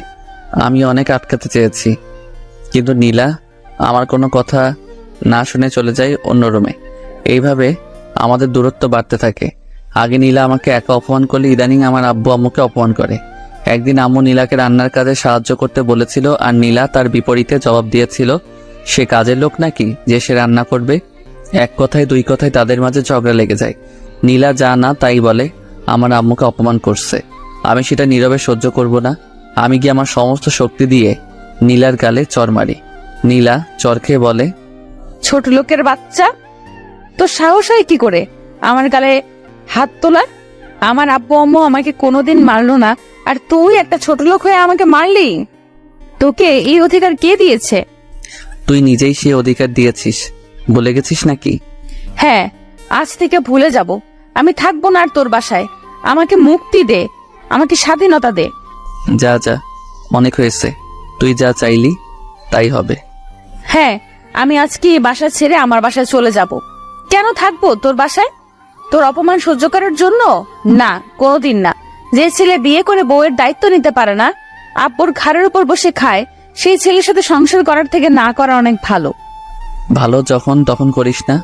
এতদিন ধরে তোর সব অন্যায় কাজ মুখ বুজে সহ্য করেছি, কিন্তু আর না। তুই যেতে পারিস নীলা। আর কিছু না বলেই হন হন করে উপরে চলে গেল। আমি আম্মুর কাছে নীলার হয়ে ক্ষমা চেয়ে নিলাম। কিছুক্ষণের মধ্যে নীলা ব্যাগ গুছিয়ে নিচে চলে এসেছে। গেলাম আমি, এই বাসা থেকে বোরিং হয়ে গেছি। আমি আর নীলাকে আটকালাম না। নীলা চলে গেছে। 2 ঘন্টা পর নীলার আব্বুর ফোন। আমি কল রিসিভ করে সালাম দিলাম। বাবা, তোমার আর নীলার কি কিছু হয়েছে? আমি তারপর সব বললাম। নীলার আব্বু বলল, আচ্ছা বাবা, তুমি চিন্তা করো না, সব ঠিক হয়ে যাবে। মেয়ে আমার একটু জেদি। কল কেটে দিল। আমি সেদিন রাতে আরো বেশি করে মিস করছিলাম নীলাকে। এতদিন মেয়েটাকে দেখেছি, কিন্তু আজ দেখতেই পেলাম না। অনেক কষ্ট হচ্ছে আমার। রাতে কিছুতেই ঘুম আসছিল না। যদিও গত কিছু রাতে আমি ঘুমাতে পারি না, ঘুমানোর জন্য মাঝে মাঝে একটা করে ঘুমের ট্যাবলেট খাই। নীলাকে মিস করছিলাম, তাই নীলাকে কল দিলাম। কল দিচ্ছি আর নীলা কেটে দিচ্ছে, কিন্তু আমি তবুও কল দিয়ে যাচ্ছি এই আশায় একবার যদি কল রিসিভ করে পাগলিটার কণ্ঠস্বর শুনতে পারবো। তাতেই অনেক। কলের পর কল দিচ্ছিলাম, একসময় ধরলো।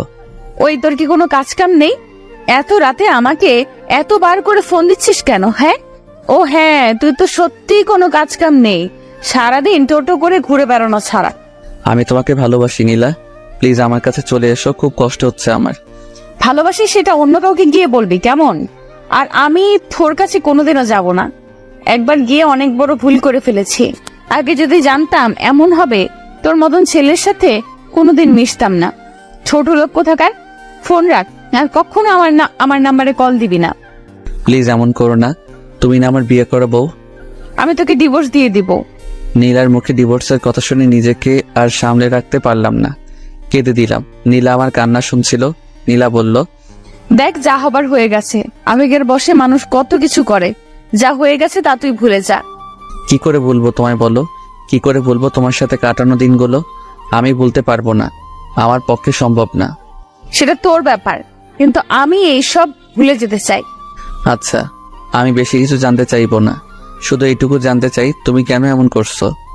তা আমি আর কি করব? তুই এখনো বেকার, তোর কাছে কিছু চাইলে তুই দিতেই পারবি না। আব্বু আম্মুর কাছ থেকে আমাকে সব নিতে হয়। তার থেকে ভালো আমি তোকে ছেড়ে দিয়ে আব্বু আম্মুর কাছেই থাকবো। আচ্ছা, ভালো থেকো, রাখি। কল কেটে দিলাম। নীলার কথা যত শুনছিলাম তত বেশি কষ্ট পাচ্ছিলাম। আমি বেকার বলে নীলা আমার থেকে দূরে সরে গেল, কিন্তু নীলা আমি তো তোমাকে কাছে টেনে নিয়েছিলাম না, তুমি নিজেই টেনে নিয়ে আবার নিজেই দূরে সরিয়ে দিলে, কিন্তু কেন? ও হ্যাঁ, আমি তো বেকার, তার জন্য। এইভাবে কেটে গেল 15 দিন। আমি বাসা থেকে বের হই না, কলেজে যাই না, কিন্তু সামনে পরীক্ষা, তাই কলেজে যেতে হবে। আমাকে এখন দেখতে একদম পাগলের মতো, যেমন ছিলাম তেমনভাবেই কলেজে চলে গেলাম। আজকে হেঁটেই যাচ্ছি, সাইকেল ব্যবহার করি না, তুলে রেখে দিচ্ছি। কলেজে গিয়ে দেখি নীলা আর তার বান্ধবীরা আড্ডা দিচ্ছে। আমি নীলাকে দেখে নিজেকে ধরে রাখতে পারলাম না, ছুটে নীলার কাছে চলে গেলাম। নীলার কাছে যাওয়ার পর নীলার হাত ধরলাম। নীলা আমাকে দেখে রেগে গেছে, তার উপর হাত ধরেছে। নীলা আমাকে সদরে একটা থাপ্পড় দিয়ে বলে, এই ছোট লোক, তোর সাহস কি করে হয় আমার হাত ধরার? নীলা তুমি আমার। আমি তোর কি শুনি? আমি তোর কেউ না। আমার কথা পুরোটা শেষ করার আগে নীলা কথাটা বললো, আমার ভালো লাগছে না, গত কয়েকদিন ধরে সময় মতো খাই না, ঘুমাই না, শরীর এমনিতেই দুর্বল ছিল, তার উপর রোদে হেঁটে এসেছি, খুব খারাপ লাগছে। আমি চুপ করে দাঁড়িয়েছিলাম। কিরে, কিছু বলছিস না কেন? আমি আর দাঁড়িয়ে থাকতে পারছিলাম না, মাথাটা ঘুরছে, আমি বসে পড়লাম। কিরে, ভিক্ষা করবি নাকি এমন ভাবে বসে আছিস কেন? কিছু বলছি না, চুপ করে বসে আছি। নীলা রেগে সেখান থেকে চলেই গেল। আমিও নীলার পেছন পেছন চলতে শুরু করলাম। খুব কষ্ট হচ্ছে, তবুও নীলার পেছন নিয়েছি। হঠাৎ আবারও আমার মাথা ঘুরে যায়। এইবার আর নিজেকে সামলাতে পারলাম না, মাথা ঘুরার কারণে এবার আমি পড়ে যাই। কিছু মনে নেই। আর তারপর যখন জ্ঞান আসে তখন দেখি কলেজের কিছু বড় ভাই আমার মাথায় পানি ঢালছিল। নীলা আমাকে দেখেও আমার কাছ থেকে চলে গেছে। এইবার সব থেকে বড় ধাক্কা খেলাম। আমি বড় ভাইয়াদের ধন্যবাদ দিয়ে বাসায় চলে আসলাম। যদিও ভাইয়ারা বলেছিল আমাকে বাসায় পৌঁছে দিবে, কিন্তু আমি তাদের কোনো সাহায্য নিয়েছিলাম না। আমি একাই বাসায় চলে আসি। আম্মু বলল, কি হয়েছে? আমি কোনো উত্তর না দিয়ে নিজের রুমে চলে গেলাম।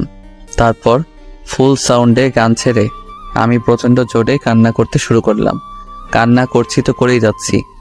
একসময় নিজেকে বোঝালাম যে আমাকে ইনকাম করতে হবে, নীলাকে দেখিয়ে দিতে হবে। নীলা আমাকে অনেক অপমান করেছে।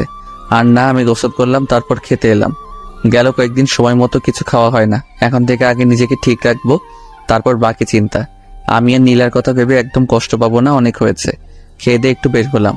আমার এক বন্ধুর সাথে দেখা হলো, মানে স্কুল লাইফের। ওর আব্বু বড় এক কোম্পানি আছে। আর হ্যাঁ, আমি এসএসসি পরীক্ষার সময় ওকে অনেক কিছু দেখিয়েছিলাম। যদি আমি না দেখাতাম তবে বেচারা নিশ্চিত ফেল করত। বন্ধুর নাম রাফি। রাফি আমাকে দেখে আমার দিকে এগিয়ে এলো। হ্যাঁ দোস্ত, কি খবর? তোর চেহারা এমন হয়েছে কেন? তারপর রাফিকে সব বললাম। আরে এই ব্যাপার, আমি কালকে আব্বুকে বলে তোর জন্য কাজের ব্যবস্থা করে দিচ্ছি। হ্যাঁ দোস্ত, সেটা করলে অনেক ভালো হয়। তুই কোনো চিন্তা করিস না, ভাবি ভুল করেছে, দেখবি সব ঠিক হয়ে যাবে। হ্যাঁ, কাল তুই কাজে জয়েন করিস। তারপর রাফি আর আমি মিলে একটু ঘুরে বেড়ালাম। পরদিন সকালে আম্মুকে বললাম, আম্মু আমি অফিস যাচ্ছি। মানে অফিস? কিসের অফিস? তোর তো কলেজ আছে। আম্মু আমি আর পড়ালেখা করব না, আগে রোজগার করেই দেখিয়ে দিব আমিও পারি। হঠাৎ এমন কেন বলছিস বাবা? তোর কি টাকার দরকার? টাকার দরকার হলে আমাকে বল, আমি সব ব্যবস্থা করে দিচ্ছি। না আম্মু, আমার টাকার দরকার না, তবে যে জন্য আমি এমন করছি সেটা এতদিন তোমার কাছ থেকে গোপন রেখেছিলাম। কি গোপন রেখেছিলি বাবা? তারপর আমি আম্মুকে নীলার সব কথা বলি। এত কিছু হয়ে গেল আর তুই আজকে আমাদের বললি? আম্মু আমি ভেবেছিলাম সব ঠিক হয়ে যাবে, কিন্তু সেটা তো আর হলো না। তাই আম্মু, আব্বু তো আমাকে বাইকের কথা বলেছিল। অফিস যখন করব একটা বাইক খুব দরকার। আব্বুকে বলে একটা ম্যানেজ করে দাও না। তুই কোনো চিন্তা করিস না বাবা, আজকে এই বাইক পেয়ে যাবি। আম্মুকে সালাম করে অফিসের উদ্দেশ্যে বের হলাম। একটা রিক্সা নিলাম। অফিসে যাওয়ার আগে আমি রাফিকে ফোন দিলাম। রাফি বলল, তুই অফিসে আয়, আমি অফিসেই আছি। আমি অফিস চলে গেলাম, কিন্তু দারোয়ান আমাকে ঢুকতে দিচ্ছে না। তাই আবার রাফিকে ফোন দিলাম। রাফি নিজেই নিচে চলে এলো। রাফি আমাকে নিয়ে তার বাবার কাছে চলে গেল। আব্বু, এই সোহেল আমার বন্ধু, যার কথা তোমাকে বলেছিলাম। আচ্ছা বাবা, তুমি পড়ালেখা বাদ দিয়ে হঠাৎ চাকরি করবে কেন? আমি তাকে আমার সব কথা বললাম। রাফির আব্বু আমার কথা শুনে বলল, বাবা, তুমি এক কাজ করো, তুমি চাকরিও করো সাথে পড়ালেখাও করো। না স্যার, আমি চাকরিতেই আমার মনোনিবেশ করতে চাই।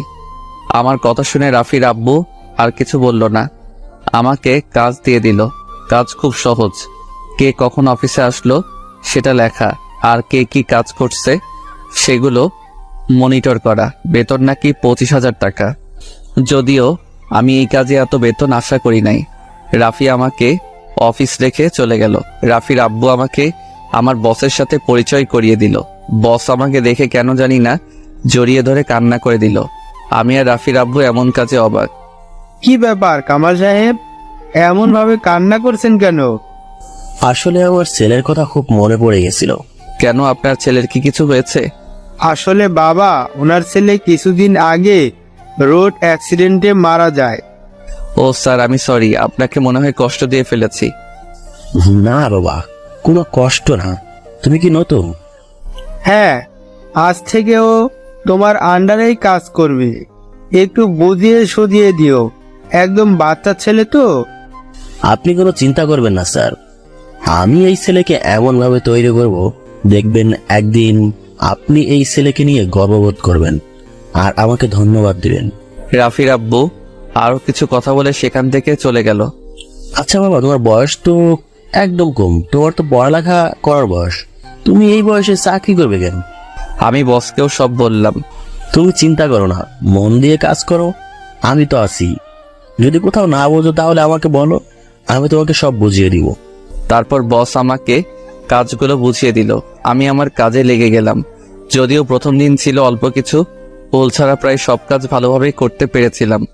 বস ও রাফির আব্বু এমনটা দেখে খুব খুশি হলো।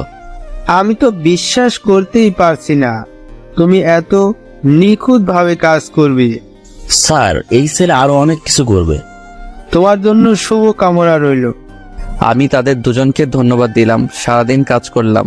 কাজের চাপে নীলার কথা মনেই পড়ে নাই। খুব ভালোভাবে দিন কেটে গেল। সন্ধ্যায় বাসায় এসে দেখি আব্বু আমার জন্য নতুন বাইক কিনে রেখে দিয়েছে। ও শান্তি লাগছে। কাল থেকে তাহলে আর রিক্সায় করে যেতে হবে না। আমি আব্বু আম্মুর জন্য মিষ্টি নিয়ে এসেছিলাম। তাদের মিষ্টি মুখ করিয়ে আমি রুমে চলে গেলাম। ফ্রেশ হয়ে খেয়ে দিয়ে আবার রুমে চলে গেলাম। নীলার কথা আবার মনে পড়ছে। ফোন হাতে নিয়ে বসে আছি আর ভাবছি নীলাকে কল দিব কি দিব না। একসময় ভাবলাম না থাক, এখন তো অল্প খারাপ লাগছে। নীলাকে ফোন দিলে নীলা অনেক কথা শোনাবে, যেগুলো আরো কষ্টদায়ক হবে। আমি তো ভেবেই নিয়েছি নীলাকে আর ফোন দিব না। যত কষ্ট হোক নীলাকে এবার ভুলে যেতেই হবে। আমি আর ফোন না দিয়ে ঘুমিয়ে পড়লাম। আম্মুর ডাক শুনে ঘুম ভাঙে। 8টায় অফিস যেতে হবে। আমি সে কথা আম্মুকে আগে থেকে বলে রাখছিলাম। আমি উঠে ফ্রেশ হয়ে নাস্তা করে নতুন বাইক নিয়ে বেরিয়ে পড়লাম। এক বন্ধু বাইক দিয়ে চালানো শিখেছিলাম, তাই কোনো প্রবলেম হবে না আশা করা যায়। আমি বাইক নিয়ে বের হয়েছি। কিছু দূর যেতেই দেখি তিশা দাঁড়িয়ে আছে। আমাকে দেখে তিশা ডাক দিয়ে বলে, এই সুহেল, একটু শোনো না। হ্যাঁ বলো। তুমি তো কলেজে যাচ্ছ তাই না? আমাকে সাথে নিয়ে যাবে? আসলে আমার গাড়ি কিছুদিন ধরে প্রবলেম দিচ্ছে। আমি তো অফিস যাচ্ছি। আচ্ছা উঠো, কলেজের সামনে দিয়েই তো যাব। তিশা উঠে বসে। আমি বাইক চালানো শুরু করি। আচ্ছা, তুমি পড়ালেখা বাদ দিলে কেন? এমনি একটা ভালো কাজ পেলাম তাই ছেড়ে দিলাম। তুমি তো আর কলেজে যাবে না তাই না? হ্যাঁ। আচ্ছা নীলা, তোমার এত ভালো বন্ধু ছিল, কিন্তু হঠাৎ কি এমন হলো তোমাকে নীলা সহ্য করতে পারে না? তুমি এত কথা বলো না তো, আমার সমস্যা হচ্ছে। কেন বলো না, এত ভালো ফ্রেন্ডশিপ নষ্ট হলো কিভাবে? এই, তুমি থামবে নাকি এখানে নামিয়ে দিব? তিশা আমার কথা শুনে চুপ হয়ে গেছে, আর কোনো কথা বলল না। কলেজের সামনে এসে নামো। তিশা যখন নামছিল তখন নীলা সেটা দেখেছিল, কিন্তু নীলার ভাব দেখে মনে হচ্ছিল ব্যাপারটা স্বাভাবিকভাবেই নিয়েছে। দেখেও না দেখার ভান করে চলে গেছে। আমিও তিশাকে নামিয়ে দিয়ে অফিসে চলে গেলাম। নিজের কাজে মন দিলাম। আগের থেকে অনেকটাই গুছিয়ে নিয়েছি নিজেকে। এখন আর নীলার কথা ভেবে কষ্ট পাই না। 15 দিন পর আমি অফিসে যাচ্ছি। তিশা আবার আমাকে ডাক দিল। আমি থামলাম। আচ্ছা, আমি প্রতিদিন দেখি তুমি একা একাই রাস্তা দিয়ে যাও। এক কাজ করবে, আমাকে প্রতিদিন নিয়ে যাবে, তাহলে আমার গাড়ির তেল খরচের টাকা বেঁচে যাবে আর কি। আমি ভাবলাম আমি তো একাই যাই, তিশাকে নিলে তেমন সমস্যা হবে না। আমি বললাম আচ্ছা। তুমি তো মনে হয় আজকে গাড়িতে যাবে না তাই তো? তোমার বাইক থাকতে গাড়িতে কেন যাবো বলো তো? তাহলে কথা না বাড়িয়ে ওঠো। তিশা বাইকে উঠে পড়ল, তবে এমনভাবে আমার গা ঘেঁষে বসেছে আমার কাতুকুতু লাগছে। আচ্ছা, একটা কথা জিজ্ঞেস করি। হ্যাঁ করো। তোমার কি কোনো গার্লফ্রেন্ড আছে? না, আমার কোনো গার্লফ্রেন্ড নেই। যেটা জানতে চেয়েছো আমি সেটার উত্তর দিয়েছি। সত্যি আমার কোনো গার্লফ্রেন্ড নেই। যদি জানতে চাইতো বউ আছে কিনা, তাই বলতাম হ্যাঁ আছে। তবে সেটা এখন শুধু কাগজে কলমে, কবে জানি না ডিভোর্স লেটার হাতে পাবো। তাহলে তো ভালোই হলো। কিসের ভালো আর কেন ভালো? আমি প্রতিদিন তোমার বাইকে যাব, কেউ কিচ্ছু বলবে না তাই। কথা বলতে বলতে কলেজের সামনে চলে এসেছি।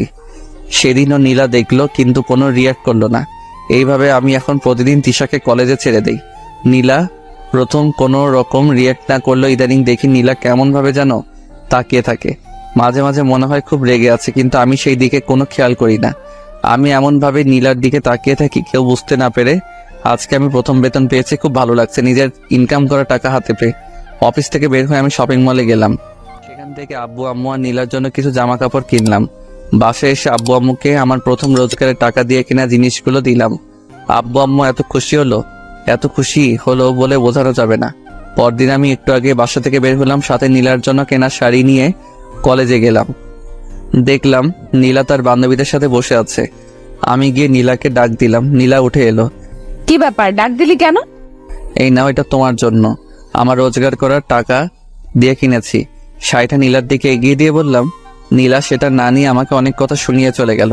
মনটা আবার খারাপ হয়ে গেল। আমি শাড়ি নিয়ে বের হচ্ছিলাম, তখন দেখি তিশা আসছে। তিশা আমাকে দেখে আমার দিকে রেগে আসছে। আমার কাছে এসে, তাই তুমি আমাকে আজ রেখে আসছো কেন? এমনি। তোমার হাতে কি? শাড়ি। নিশ্চয়ই আমার জন্য এনেছো, আর আমাকে সারপ্রাইজ দিবে বলেই আগেই চলে আসতো, তাই না? হ্যাঁ, না মানে? হয়েছে, আর বলতে হবে না। শাড়ি এনেছো কিন্তু সেটা দেবার মতো সাহস নেই, ভীতু কোথাকার। তিশা আমার হাত থেকে শাড়ির প্যাকেট নিয়ে নিল। শাড়ি বের করে দেখে বলল, খুব সুন্দর হয়েছে। তাহলে আমি আজ যাই, অফিসে দেরি হয়ে যাচ্ছে। আর একটু থাকো না। না, দেরি হয়ে যাবে। চলে গেলাম। পরদিন সকালে দেখি দিশা আমার দেওয়া শাড়ি পরে দাঁড়িয়ে আছে। এই তোমার ড্রেস কই? আজকে তো কলেজে অনুষ্ঠান আছে, তাই আমি শাড়ি পরেছি। আমি তিশাকে বাইকে তুলে নিলাম। কলেজের সামনে যখন নামিয়ে দিচ্ছিলাম তখন দেখি নীলা তার বান্ধবীদের সাথে আসছে। নীলাকে শুনিয়ে বললাম, তিশা একটা কথা বলি। হ্যাঁ বলো। তোমাকে এই শাড়িটা অনেক সুন্দর মানিয়েছে। এই শাড়িটা তোমার জন্যই পারফেক্ট। সবাইকে তো আর সবকিছুতে বানায় না, এই শাড়ি শুধু তোমাকেই মানায়। ও হ্যাঁ, আমি তো ভুলেই গেছিলাম। কি আছে এতে? খুলেই দেখো। খুলে দেখি একটা ঘড়ি। তোমার জন্য। খুব সুন্দর। পরো। তুমি পরিয়ে দাও। আমরা যখন কথাগুলো বলছিলাম নীলা একটু দূরে দাঁড়িয়ে আমাদের সব কথা শুনতেছিল। তিশা আমাকে ঘড়ি পরিয়ে দিচ্ছে। তখন নীলার দিকে তাকিয়ে দেখি চোখ দুটো লাল হয়ে গেছে, চোখ দিয়ে পানি পড়ছে, আর আমাদের দিকে করুণ দৃষ্টিতে তাকিয়ে আছে। আমি নীলার দিকে যখন তাকালাম, নীলা তাড়াতাড়ি করে চোখ মুছে নিল। তিশা, তোমাকে অনেক ধন্যবাদ। ধন্যবাদ দেওয়ার কি আছে, সত্যি বলতে ঘড়িটা তোমার হাতে না অনেক ভালো মানিয়েছে। হ্যাঁ, তোমার পছন্দ আছে, সবাই তো আর তোমার মতো পছন্দ করতে পারে না। আবার নীলার দিকে তাকিয়ে দেখি আবার চোখ দিয়ে পানি পড়ছে, তবে আগের থেকে বেশি। কিন্তু নীলা এত কান্না করছে কেন? দূর, সেটা আমার দেখার বিষয় না। তিশা, আমি যাই, অফিসে দেরি হয়ে যাচ্ছে। হ্যাঁ যাও, দেখে শুনে যেও। আমি অফিসে চলে গেলাম। নীলার জন্য মায়া হচ্ছে। ও যখন কান্না করছিল একদম শিশুদের মতো লাগছিল। আমি এত কিছু না ভেবে নিজের কাজে মন দিলাম। সারাদিন কাজ করে খুব ক্লান্ত হয়ে গেছে। অন্যদিনের তুলনায় আজকে একটু বেশি কাজ ছিল। অফিস শেষ করে বাসায় ফিরবো, তখন তিশার ফোন। হ্যালো। হ্যালো। এই, তুমি কান্না করছো কেন? তিশা কিছু না বলে কান্না করেই যাচ্ছে। কি ব্যাপার, তুমি কান্না করছো কেন? তিশা কিছু না বলে শুধু এইটুকু বলল, তাদের বাসায় যেতে হবে। কেন, তোমাদের বাসায় কি? প্লিজ আসো না একটু। আমি আর কথা বাড়ালাম না, তিশাদের বাসায় চলে গেলাম। বাসার কলিং বেল চাপার সাথে সাথে দরজা খুলে দিল। তুমি কে বাবা? জি, আমি সোহেল। তিশা আমাকে আসতে বলেছে। ও, তুমি সেই। আসো বাবা, ভেতরে এসো। দেখো না মেয়েটা সেই কখন থেকে কেঁদে যাচ্ছে। আমি তিশার কাছে গিয়ে বললাম, এই তুমি অমন ভাবে কাঁদছো কেন? নীলা বলছে সে নাকি তোমার গার্লফ্রেন্ড। তিশান এমন কথা শুনে আমি তো অবাক। আমি বললাম, কখন বলছে এই কথা? সকালে যখন তুমি চলে গেলে তখন। আমি কি বলবো, আমার কিছু বলার নেই, শুধু রাগ হচ্ছে নীলার উপর। এইভাবে আমাকে কালার করলো কেন? আচ্ছা, নীলা যদি আমার গার্লফ্রেন্ড হয়েও থাকে, এতে তোমার কান্না করার কি আছে? কি নেই সেটা বলো, আমি তোমাকে অন্য কারোর সাথে ভাগ করে নিতে পারবো না। মানে এখানে ভাগাভাগির কি আসলো, কোথা থেকে? সেটা তুমি বুঝবে না। তুমি তো মনে হয় অফিস থেকে আমাদের বাসায় আসছো, তাই না? হ্যাঁ, বাসায় যাওয়ার সুযোগ দিলে তো আমি বাসায় যাব। আচ্ছা যাও, তুমি ফ্রেশ হয়ে আসো, আমি আম্মুকে বলে খাবার দিচ্ছি। না, আমি বাসায় গিয়ে খাবো।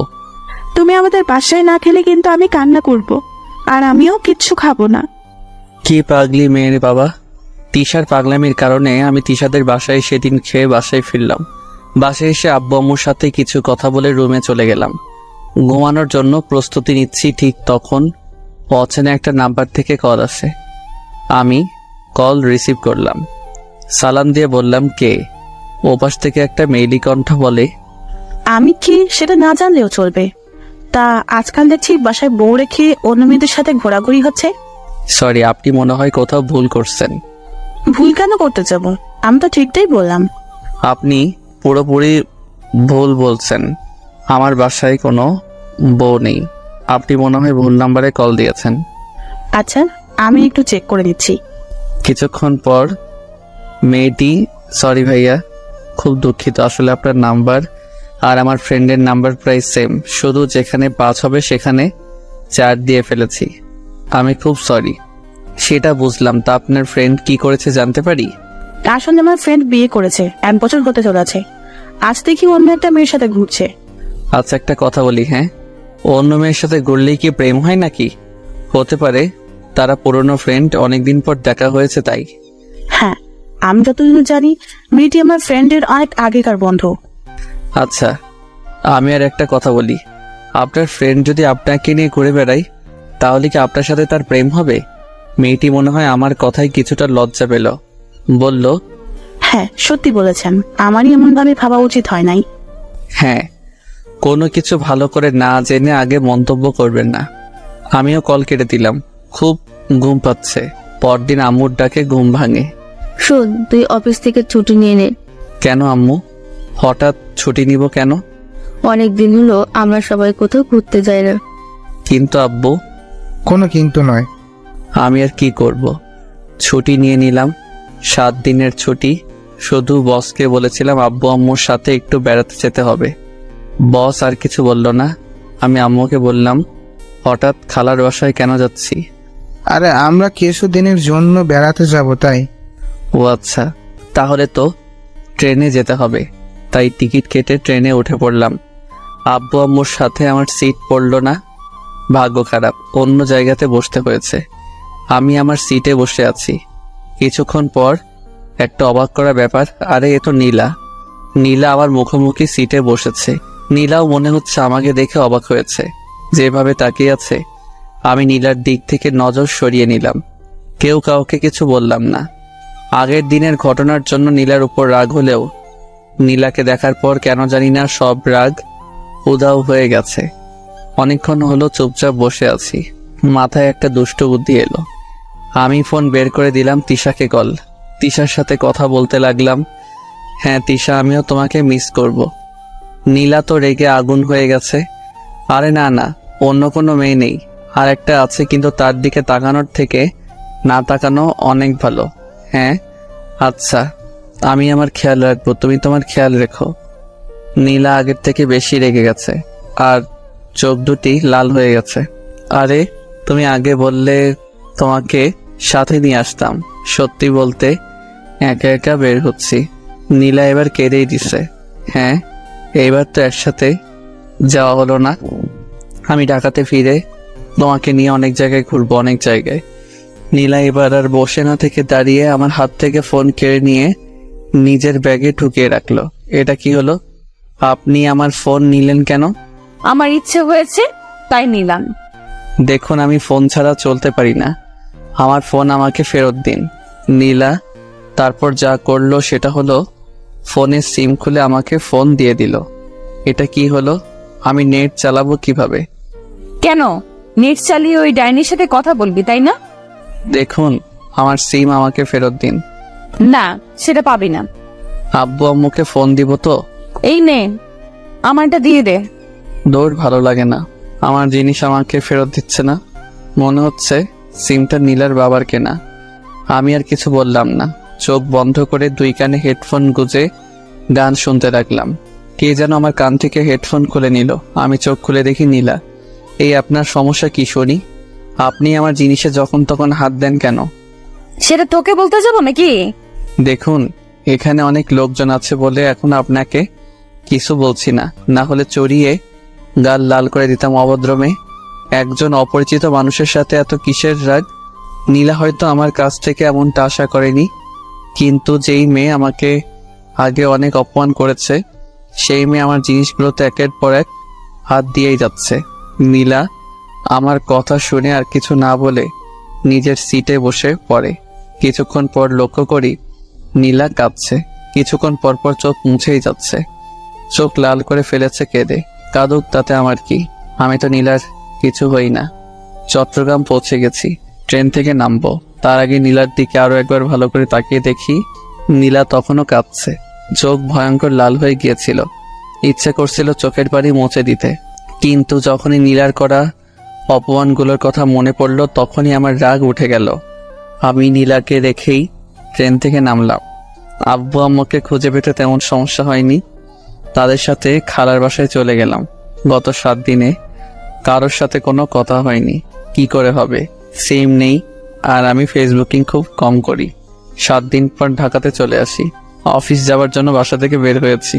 কিছু দূর এগোতেই দেখি তিশা দাঁড়িয়ে আছে। আমি তিশার কাছে যেতেই, ওই হারামি, এই 7 দিনে একবারও ফোন করলি না কেন? আর তোর ফোন বন্ধ ছিল কেন? হারামি বিলাই। এই তুমি রাগ করো কেন? আমার সিম হারিয়ে গেছে। মিথ্যা বলার জায়গা পাস না। ফোন না হারিয়ে সিম হারিয়ে গেছে, এমন একটা দিব না। ওরে বাবারে, এই মেয়ে তো পুরাই গন্ডি। এই তুমি কি বলছো? আমাকে আব্বু হতে দিবে না মানে? ও সরি, সেটা হবে না, কারণ কেউ একজন তো তোর সন্তানের আম্মু হবার জন্য অপেক্ষা করছে। আচ্ছা আমি চলি তাহলে। চলবি মানে? আমি এতক্ষণ তোর জন্য অপেক্ষা করে আছি, আমাকে একা রেখে তুই চলে যাবি? তাহলে তাড়াতাড়ি ওঠো। তারপর তিশা উঠে বসলো। আমিও বাইক চালাতে শুরু করে দিলাম। কলেজে নামিয়ে দিলাম। আচ্ছা যাও, আর শোনো, তোমার নাম্বার দিয়ে ফোন দিও, কথা আছে। আমি তিশাকে বিদায় জানিয়ে সেখান থেকে চলে গেলাম। দেখি কলেজের 2 নাম্বার গেটে নীলা দাঁড়িয়ে আছে। আমাকে ইশারা দিয়ে থামতে বলছে। যদিও নীলার সাথে কথা বলার কোনো ইচ্ছা আমার নেই, তবু মেয়েটা এমনভাবে ডাকছে, না শুনে যাওয়া মনে হয় ঠিক হবে না। আমি বাইক থামালাম। হ্যাঁ বলুন, আমাকে কেন দাঁড় করালেন? কেমন আছো? ওই, আমি কেমন আছি না আছি সেটা জানার জন্য কি আপনি আমাকে দাঁড় করিয়েছেন নাকি? কোনো কাজ কাম নেই? থাকেন তো আজাইরা যত সব। এমন ভাবে বলছো কেন? কেমন ভাবে বললাম আমি? রাস্তা ছাড়ুন, আমার অফিসের দেরি হয়ে যাচ্ছে। অফিস করতে গিয়ে বলেছে পড়াশোনা বাদ দিয়ে? সেটা আপনার থেকে ভালো কেউ জানে না। আমার রাস্তা ছাড়ুন। এই নাও তোমার সিম কার্ড। আমি নীলার কাছ থেকে সিম নিয়ে চলে এলাম। কি দরকার এমন মানুষের সাথে কথা বলার, যে কিনা কোনো একদিন আমাকে জানা তাই বলে অপমান করেছে? আমি যখন চলে আসছিলাম বাইকের লুকিং গ্লাস দিয়ে দেখছিলাম নীলা আমার দিকে তাকিয়ে আছে আর চোখ মুছছে। আমি অফিসে চলে গেলাম। অফিসের বসের সাথে কিছু কথা বলে আমার কাজে আমি মন দিলাম। অনেক দিনের কাজ পড়ে আছে। কাজ করতে করতে হাঁপিয়ে গেলাম, তবুও কাজ শেষ হয় না। আমি মনে মনে বললাম, আর কোনোদিন ছুটি নিয়ে বেড়াতে যাব না। সারাদিন কাজের চাপে মাথা ধরে গেছে। রাতে বাসায় ফিরলাম। এইভাবে চলে গেল আরো কিছুদিন। শুক্রবার শুয়েছিলাম, বিকালের দিকে তিশার ফোন। হ্যাঁ বলো। এই, তুমি না আমাকে বলেছিলে আমাকে নিয়ে ঘুরতে যাবে? হ্যাঁ কথা ছিল তো। তাহলে চলো না, আজকেই আমরা ঘুরতে যাব। কিন্তু প্লিজ, কোনো বারণ দেখিও না, চলো না। আচ্ছা তুমি রেডি হও, আমি বের হচ্ছি। তারপর তিশাকে নিয়ে ঘুরতে বের হলাম। আমরা যখন বাইকে করে যাচ্ছিলাম নীলা আমাদের দেখেছিল পার্কের একটা বেঞ্চে।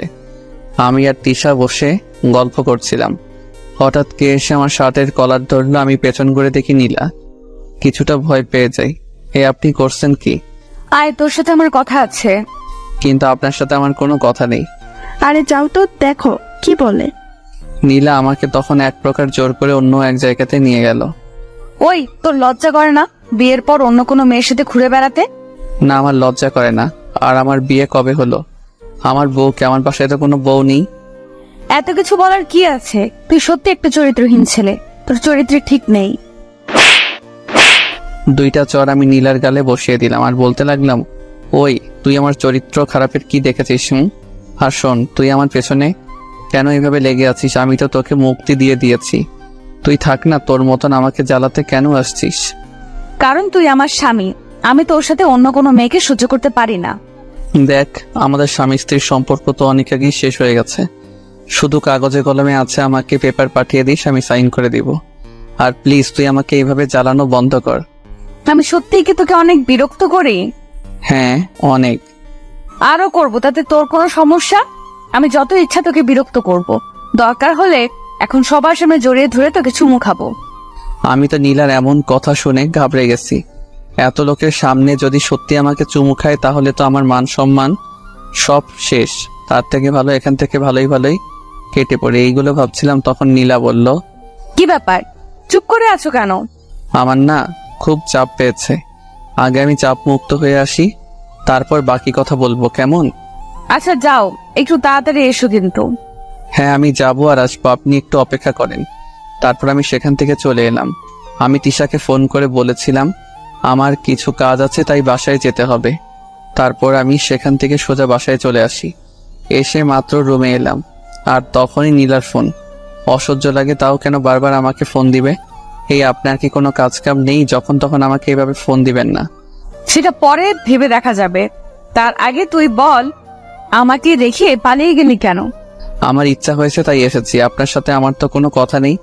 তাহলে আমি শুধু শুধু আপনার সাথে কিসের কথা বলতাম জানতে পারি? তোর কিছু বলার থাকতে নাই পারে, কিন্তু আমার তোকে বলার মতো অনেক কথা আছে। আপনার কোনো কথা শোনার আমার ইচ্ছা নাই, রাখি। দয়া করে এখন আর আমাকে ডিস্টার্ব করবেন না, আমি ঘুমাবো। ওই তুমি আমার সাথে এমন কেন করছো? আর কোনো কথা না বলে ফোন কেটে দিলাম। একদিন আমিও অনেক কথা বলতে চেয়েছিলাম, কিন্তু নীলা কখনো আমার কথা শুনতো না, আমাকে অনেকভাবে অপমান করত। আমি সব চুপচাপ সহ্য করে নিয়েছিলাম, এই আশায় যে নীলা একদিন তার ভুল বুঝতে পারবে। কিন্তু সেটার হলো কই? নীলা তো দিনের পর দিন আমাকে অনেক অপমান করত। না, এইসব ভাবলে আমারই অনেক কষ্ট লাগে। এইসব ভাবছিলাম, আবার নীলার ফোন। উফ, এই মেয়েটা পেয়েছেটা কি? আমি ফোন বন্ধ করে রেখে দিলাম আর বললাম, দে এবার কল দেখি কত কল দিতে পারি। ফোন বন্ধ করে দিলাম। এক ঘুমে রাত পার হয়ে গেল। আমি উঠে ফ্রেশ হয়ে নাস্তা খেয়ে অফিসে যাওয়ার জন্য বের হয়েছি। প্রতিদিন তিশা যেখানে দাঁড়িয়ে থাকতো, আজকে সেখানে ছিল না। মনে হয় আসছে, একটু কল দিয়ে দেখি। তিশাকে কল দিলাম, কল রিসিভ হলো। হ্যালো তিশা, কই তুমি? কলেজে যাবে না? ওপাশ থেকে। তুমি তো সোহেল, তাই না? হ্যাঁ, কিন্তু আপনি কে? আমি তিশার আম্মু বলছি। ও আন্টি, আপনি কেমন আছেন? ভালো নেই বাবা। কেন আন্টি, এমন কেন বলছেন? আসলে বাবা, গতকাল রাত থেকে তিশার মাথা প্রচুর ব্যথা করছিল। তিশা তখন একটা ঘুমের ওষুধ খেয়ে ঘুমায়, কিন্তু সকালে আমরা দেখি তিশার কোনো জ্ঞান নেই। তাই আমি আর তোমার আঙ্কেল তিশাকে হাসপাতালে নিয়ে এসেছি। আচ্ছা আন্টি, চিন্তা করবেন না, আমি বিকালে যাব একবার হাসপাতালে। এই বলে ফোন কেটে দিলাম। অফিস গেলাম, কিন্তু কাজে মন বসছে না। বসকে বললাম, বস বলল দুপুর পর্যন্ত কাজ করে তারপর বাসায় যেতে। বসকে ধন্যবাদ জানিয়ে আমি কাজে মন দিলাম। দুপুরে অফিস থেকে ছুটি নিয়ে চলে গেলাম হাসপাতালে। আন্টি বলল তিশাকে নাকি অনেকগুলো টেস্ট করাতে হবে। আমি আন্টির সাথে বেশি কথা না বলে তিশার কাছে চলে গেলাম। দেখি তিশা শুয়ে আছে। আমি তিশার পাশে গিয়ে বসলাম। কোনো কথা বলছি না। হঠাৎ তিশা চোখ মেলে তাকালো। আমাকে দেখে তিশা তো দারুণ খুশি। তোমার এতক্ষণে আসার সময় হলো বুঝি? জানো তোমাকে কত মিস করছিলাম। তুমি এখন সুস্থ আছো তো? এতক্ষণ অসুস্থ থাকলেও এখন আমি সুস্থ হয়ে গেছি। আচ্ছা, তোমার কি হয়েছিল গতকাল রাতে? আমার তো অত কিছু মনে নাই, শুধু এটুকু মনে আছে আমার মাথা অনেক ব্যথা করছিল। তারপর আর কিচ্ছু মনে নেই। আচ্ছা, তোমার এত কথা বলার দরকার নেই, এখন চুপ করে শুয়ে থাকো। না, আমি চুপ থাকতে পারবো না, আমি তোমার সাথে কথা বলবো। আমার কথা না শুনলে আমি এখনই চলে যাব কিন্তু। এই না না, আমি চুপ হয়ে যাচ্ছি, তবুও তুমি যেও না প্লিজ। হ্যাঁ, তুমি চুপ থাকলে আমি যাব না। এরপর তিশা চুপ হয়ে যায় আর আমার দিকে তাকিয়ে থাকে। আমি তিশার দিকে তাকাতে পারছি না, আমি অন্যদিকে চেয়ে আছি। হঠাৎ তিশা বলল, এই তুমি দুপুরে খেয়েছো? না, আমি তো অফিস থেকে এখানে এসেছি। তুমিও না? দাঁড়াও, আমি এক্ষুনি আম্মুকে বলছি। তিশা, এটা তোমার বাসা না, ওকে? তাহলে তুমি প্লিজ এখন বাসায় চলে যাও, আবার পরে এসো। হ্যাঁ, আমি আজ যাই, কেমন? পরে আবার আসবো। ওকে, যাও, দেখে শুনে যাবে কিন্তু। তুমি দেখে শুনে থেকো। চলে এলাম বাসায়। আম্মু জিজ্ঞেস করছিল তাড়াতাড়ি বাসায় ফেরার কারণ কি। আমি বলেছিলাম ভালো লাগছিল না, তাই চলে এসেছি। আম্মু আর কিছু বলে নাই। রাতে শুয়ে আছি, তখন তিশা ফোনে হ্যাঁ বলল। রাতে হঠাৎ কেন ফোন দিলে? তোমাকে দেখতে খুব ইচ্ছে করছে, একটু আসবে? কাল গেলে হয় না? না, হয় না। তুমি এখন আসো না প্লিজ, একবার আসো, খুব মিস করছি তোমায়। আচ্ছা, আমি আসছি, তবে বেশিক্ষণ থাকতে পারবো না কিন্তু। আগে তো তুমি আসো, পরে বাকি কথা। আমি চলে গেলাম হাসপাতালে। তিশা এখন উঠে বসেছে। আমাকে দেখে তিশা বলল, এই তুমি এসেছো, আসো আমার কাছে আসো। আমি গিয়ে তিশার পাশে বসে পড়ি। তিশার আম্মু ছিল সেখানে। আমাদের বলল, তোরা কথা বল, আমি ডাক্তারের সাথে কথা বলে আসছি। তা এই এত রাতে আমাকে ডেকে আনার কি দরকার ছিল? আমি কি করব, তোমাকে আমি খুব মিস করছিলাম, দেখতে খুব ইচ্ছা করছিল, তাই তো ডেকে আনলাম। দেখা হয়ে গেছে, এবার আমি যেতে পারি? প্লিজ আর কিছুক্ষণ থাকো না। না, আমার আবার কাল সকালে অফিস আছে। আচ্ছা তাহলে যাও, দেখে শুনে যাবে। পাশে যাবার পরে আমাকে ফোন দিয়ে জানিয়ে দিবে কিন্তু। আমি তিশাকে বাই বলে বাসায় এসে তিশার সাথে কিছুক্ষণ কথা বলে ঘুমিয়ে পড়ি। তিশা 4 দিন হাসপাতালে ছিল। আমি প্রতিদিন তিশার সাথে দেখা করতে যেতাম। 5 দিন পর তিশা আবার কলেজে যাবে। আমাকে আগে থেকেই ফোন দিয়ে জানিয়ে দিল।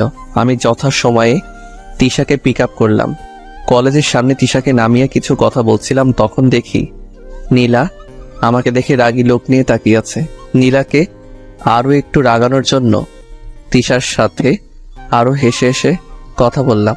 তাদের কাজ হলো নীলা আরো রেগে গেছে। তারপর আমি তিশাকে বাই বলে অফিসে চলে গেলাম। এইভাবে আরো 10 দিন কেটে গেল। আমি একটা বিষয় খেয়াল করলাম, তিশা দিন দিন কেমন জানি শুকিয়ে যাচ্ছে। চোখের নিচে কালি পড়ে গেছে। আমি অনেকবার জিজ্ঞেস করেছি, কিন্তু তিশা আমাকে কখনো তার সঠিক উত্তর দেয় নাই। নানানভাবে কথা এড়িয়ে যেত। 14 দিনের মাথায় আমি অফিস থেকে বাড়ি ফিরে রীতিমতো অবাক হয়ে গেলাম। কেন জানেন, আমি অফিস থেকে বাসায় ফিরে কলিং বেল চাপতেই নীলা দরজা খুলে দেয়। আমি মনে হয় কোনো স্বপ্ন দেখছি, তাই না? কেন স্বপ্ন দেখতে যাবে কেন? না মানে আপনি আমাদের বাসায়, তো তাই। এটা তো আমার বাড়ি, আমি থাকবো না তো ওই ডাইনিংটা থাকবে নাকি? সরি, এটা আপনার বাসা হলো কবে? যেদিন তোমাকে বিয়ে করেছি সেদিন থেকেই। নীলার মুখে বিয়ের কথা শুনে রাগ উঠে গেছে। দেখেন, আপনি আমাদের বাসায় কেন এসেছেন আমি সেটা জানি না, কিন্তু আমাদের বিয়ে নিয়ে কোনো কথা বলবেন না, এই বলে দিলাম। কেন কোনো কথা বলবে না কেন? কারণ বিয়ে একটা পবিত্র কাজ। আপনার মুখে বিয়ের কথা মানায় না। আপনি আমাদের বিয়ে নিয়ে কথা বললে সেটা অপবিত্র হয়ে যায়।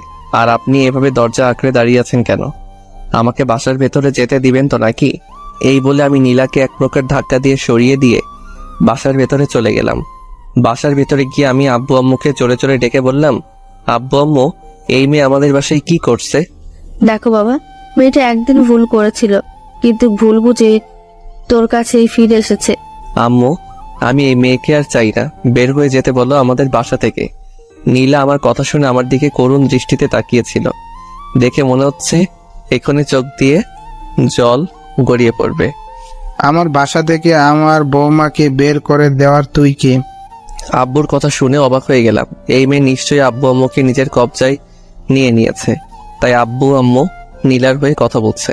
তোমাদের যা ইচ্ছা তাই করো, কিন্তু নীলা যেন আমার সামনে না আসে। এই বলে আমি রুমে চলে গেলাম। দেখি রুমে নীলার অনেক জিনিস, আমার রাগ উঠে গেল। আমি সেগুলো বাইরে ছুঁড়ে ফেলতে লাগলাম। একসময় নীলা এসে বলল, আরে আরে কি করছে এগুলো? আমার জিনিসগুলো বাইরে ফেলে দিচ্ছ কেন? আমার রুমে তোর কোনো জায়গা নেই, আর তোর জিনিসের কোনো জায়গা নেই। আব্বু আম্মুর জন্য তোকে বাসা থেকে বের করে দিতে পারলাম না। আর শোন, তুই এই বাসায় থাকবি ভালো কথা, কিন্তু আমার সামনে কখনো আসবি না। যা, তুই পাশের রুমে চলে যা। নীলা কান্না করতে করতে চলে গেল।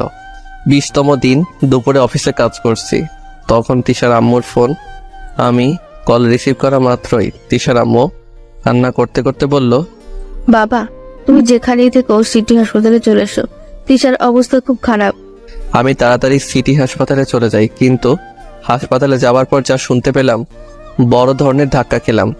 তিশা নাকি আমাদের সবাইকে ছেড়ে চলে গেছে না ফেরার দেশে। তিশার আম্মু কান্না করতে করতে একটা চিঠি আমার দিকে এগিয়ে দিয়ে বলল, বাবা, তিশা তোমাকে এই চিঠিটা দিতে বলেছিল। আমি চিঠিটা পকেটে ভরে নিলাম। তিশাকে শেষ দেখার জন্য গেলাম। মেয়েটা কি সুন্দর ঘুমিয়ে আছে, মনে হচ্ছে এইমাত্র উঠে বসে বলবে, সোহেল তুমি এসেছো। কিন্তু আমার মাথায় আসছে না, হঠাৎ তিশার কি এমন হলো যেমন ভাবে আমাদের রেখে চলে গেল। আমি ডাক্তারের কাছে জিজ্ঞেস করলাম। ডাক্তার আমাকে জানালো তিশার নাকি ব্রেইন ক্যান্সার ছিল। সেটা এমন পর্যায়ে ধরা পড়েছিল যখন আর কিছু করার ছিল না। তিশার সব কাজ শেষ করতে করতে রাত হয়ে গেল। বাইক তিশাদের বাসায় রেখে আসলাম। হেঁটে হেঁটে বাসায় ফিরছি, তখন মনে পড়লো তিশা আমার জন্য কোনো এক চিঠি রেখে গেছে। আমি সেটা বের করে পড়তে শুরু করলাম। লেখা ছিল, প্রিয় সোহেল, চিঠিটা যখন তুমি পড়ছো তখন তোমার থেকে অনেকটা দূরে চলে গেছি, কিন্তু জানো তোমাকে ছেড়ে যেতে আমার ইচ্ছে করছিল না। যখন শুনতে পেলাম আমার হাতে আর সময় নেই, জানো খুব কষ্ট হয়েছিল তোমাকে একা রেখে যেতে হবে। জানো তোমাকে অনেক ভালোবেসে ফেলছিলাম, যদিও তোমার দিক থেকে কখনো কোনো সাড়া পাইনি। তুমি আমার থেকে সব সময় দূরত্ব বজায় রেখেই চলছো, হয়তো একজন ভালো বন্ধু হিসাবে দেখেছ, কিন্তু তোমার সাথে চলতে চলতে কখন তোমাকে ভালোবেসে ফেলেছিলাম সেটা আমি নিজেও জানি না। জানো একদিন আমি স্বপ্ন দেখছিলাম যে আমাদের ছোট্ট একটা সংসার আছে, সেখানে আমি, তুমি আর আমাদের ছোট্ট একটা রাজকন্যা আছে। আমি ভয়ে তোমাকে স্বপ্নের কথা বলতে পারি নাই, যদি তুমি রাগ করো। আমার ইচ্ছা ছিল স্বপ্ন সত্যি করব, কিন্তু সেটা কোনোদিন সম্ভব নয়। আমি তো চলে গেলাম, তুমি কিন্তু ভেঙে পড়ো না, নিজেকে শক্ত করবে আর সময় মতো সব করবে। বেশি কিছু বলে শুধু শুধু তোমাকে কষ্ট দিতে চাই না। ভালো থেকো, ইতি, তিশা। চিঠি পড়ে আমি কান্না করে দিয়েছি, কিছু ভালো লাগছিল না, চারিদিক অন্ধকার হয়ে আসছে। অনেক কষ্টে বাসায় ফিরলাম। রাত আনুমানিক 12টা। কলিং বেল চাপতেই নীলা দরজা খুলে দিল। ওই তুমি তোমার এই নষ্ট শরীর নিয়ে বাসার ভেতরে এসো না। মানে কি বলছো? খুব সহজ, এতক্ষণ তো তিশার সাথেই সময় কাটিয়ে এলে, তিশার সাথে নষ্টামি করে বাসায় ফিরলে। লজ্জা করে না বউ থাকতে অন্য একটা মেয়ের সাথে করতে? নীলার কথা শুনে রাগ এমন হলো, 4টা চর বসিয়ে দিয়েছিলাম। নীলা চর খেয়ে বলল, হো, এখন তো চর দিবেই, সত্যি বলেছি তো। চুপ, একদম চুপ। তুই কি জানিস যাকে নিয়ে এত খারাপ খারাপ কথা বললি সে একটু আগে আমাদের সবাইকে রেখে চলে গেছে? কোথায় চলে গেছে? আমি কিছু না বলে তিশার দেয়া চিঠি নীলার হাতে ধরিয়ে দিলাম।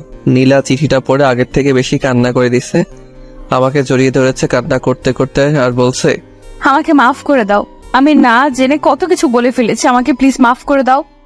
আমি নীলাকে আমার থেকে ছাড়িয়ে নিয়ে রুমে চলে গেলাম।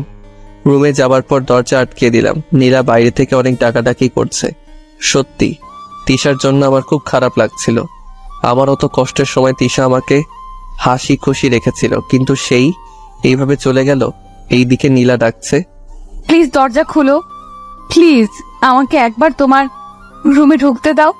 আমি সত্যি তখন না জেনে তোমাকে নিয়ে খারাপ কথা বলে ফেলেছি, প্লিজ আমার সাথে এমন করো না, আমি যা পারছি না। আমি নীলার কোনো কথাই কান দিচ্ছি না। মানুষ এত খারাপ চিন্তা ভাবনা কিভাবে করতে পারে? আমি গোসল করতে গেলাম। গোসল শেষ করে বাহিরে বের হলাম। তখনও দরজার বাইরে থেকে নীলার কান্নার আওয়াজ শোনা যাচ্ছিল। ন্যাকা কান্না করছে। ভালো লাগে না আমার, যেদিন থেকে এসেছে আমাকে নানানভাবে চালিয়ে মারছে। কান্না কিছুতেই থামছে না, কি করবো ভেবে পাচ্ছিলাম না। তিশার জন্য কষ্ট হচ্ছে, তার উপর নীলার কান্না, সব মিলিয়ে একটা অসহ্য হয়ে দাঁড়িয়েছে। আমি কোনো উপায় না পেয়ে একটা ঘুমের ওষুধ খেয়ে ঘুমিয়ে পড়লাম। কিছুক্ষণের মধ্যে চোখে দুপাতা লেগে আসলো। আমি হারিয়ে গেলাম ঘুমের রাজ্যে। সকাল হয়ে গেছে, আজান দিচ্ছে, নামাজ পড়বো, তাই উঠে ফ্রেশ হয়ে বেরোলাম। দরজা খুলতেই দেখি নীলা দরজার বাইরে শুয়ে আছে। মায়া হচ্ছিল নীলার জন্য, কিন্তু আমি নীলাকে ডাক দিলাম না। নামাজ পড়তে চলে গেলাম। বাসায় আসলাম একটু বেলা করে। বাসায় আসার পর দেখি নীলা রান্না করছে। আম্মু নীলাকে সাহায্য করছে। আমি আম্মুকে উদ্দেশ্য করে বললাম, আম্মু তোমার কি রান্না করতে অসুবিধা হয়? যদি হয় তবে আমাকে বলো, আমি রান্নার জন্য লোক নিয়ে আসবো। কেন, রান্নার জন্য কাজের লোকের কি দরকার? বৌমা তো আছেই, আমাকে সে কখন থেকে সরিয়ে নিজেই রান্না করছে, আমি শুধু একটু সাহায্য করেছি মাত্র। আম্মু আমি সবার হাতে রান্না খেলেও ওই মেয়ের হাতের রান্না খেতে পারবো না। আমার কথা শুনে নীলার হাসি খুশি মুখ মুহূর্তে অন্ধকার হয়ে গেল। কেন, বৌমার হাতের রান্না খেতে তোর সমস্যা কি? আম্মু ওই মেয়ের হাতের রান্না খেয়ে বিষ খেয়ে মরে যাওয়া অনেক ভালো। এবার নীলা মনে হয় নিজেকে আর সামলে রাখতে পারলো না, কেটে দিয়েছে। দিদি তো মেয়েটাকে কাঁদিয়ে। আম্মু ওইসব ন্যাকা কান্না, এর আগে এরকম ন্যাকা কান্নার জন্য তো আমাকে কম কষ্ট সহ্য করতে হয়েছে। আমি নতুন করে ওই ন্যাকা কান্নার জন্য আর কষ্ট সহ্য করতে পারবো না। তুমি যদি আমার জন্য রান্না করো তাহলে আমি খাবো, না হলে না খেয়েই আমাকে অফিস যেতে হবে। তাহলে ভালো করে শুনে রাখ, আমি তোর জন্য কোনো রান্না করতে পারবো না। বৌমা রান্না করেছে আর তুই সেটা খেলে খাবি, না খেলে না। মা এভাবে বলো না, ও না খেয়ে থাকবে নাকি? আম্মু আমার জন্য কাউকে আগলা দরদ দেখাতে হবে না, আর কাউকে কষ্ট করে রান্নাও করতে হবে না। আমি চললাম। এই বলে রুমে এসে ব্যাগ নিয়ে অফিসে যাওয়ার জন্য বের হব। তখন পেছন থেকে আম্মু, এই বাবা, তুই কি সত্যি সত্যি কিছু না খেয়ে অফিস যাবি নাকি? তাছাড়া তো কোনো উপায় দেখছি না, তুমি যেহেতু রান্না করে দিবে না, না খেয়ে আমাকে যেতে হবে।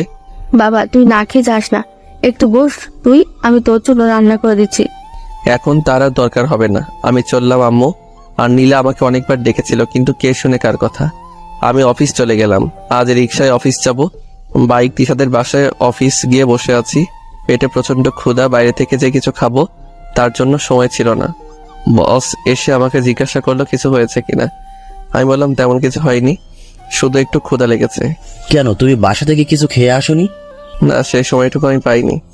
আচ্ছা যাও, ক্যান্টিন থেকে কিছু খেয়ে এসো। খালি পেটে কাজ করলে কোনো কাজ ভালোভাবে শেষ করতে পারবে না। আমি বসকে বললাম আপনিও চলুন না আমার সাথে। না বাবা, এখন তো আমার কিছু কাজ আছে, দুপুরে আমরা একসাথে খাবো, কেমন? আমি বললাম আচ্ছা ঠিক আছে।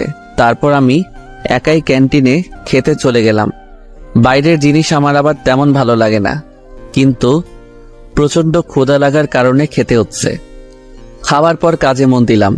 এখন অনেক ভালো লাগছে। বজ্জাত নীলার জন্য এতক্ষণ কি কষ্টই না হয়েছে।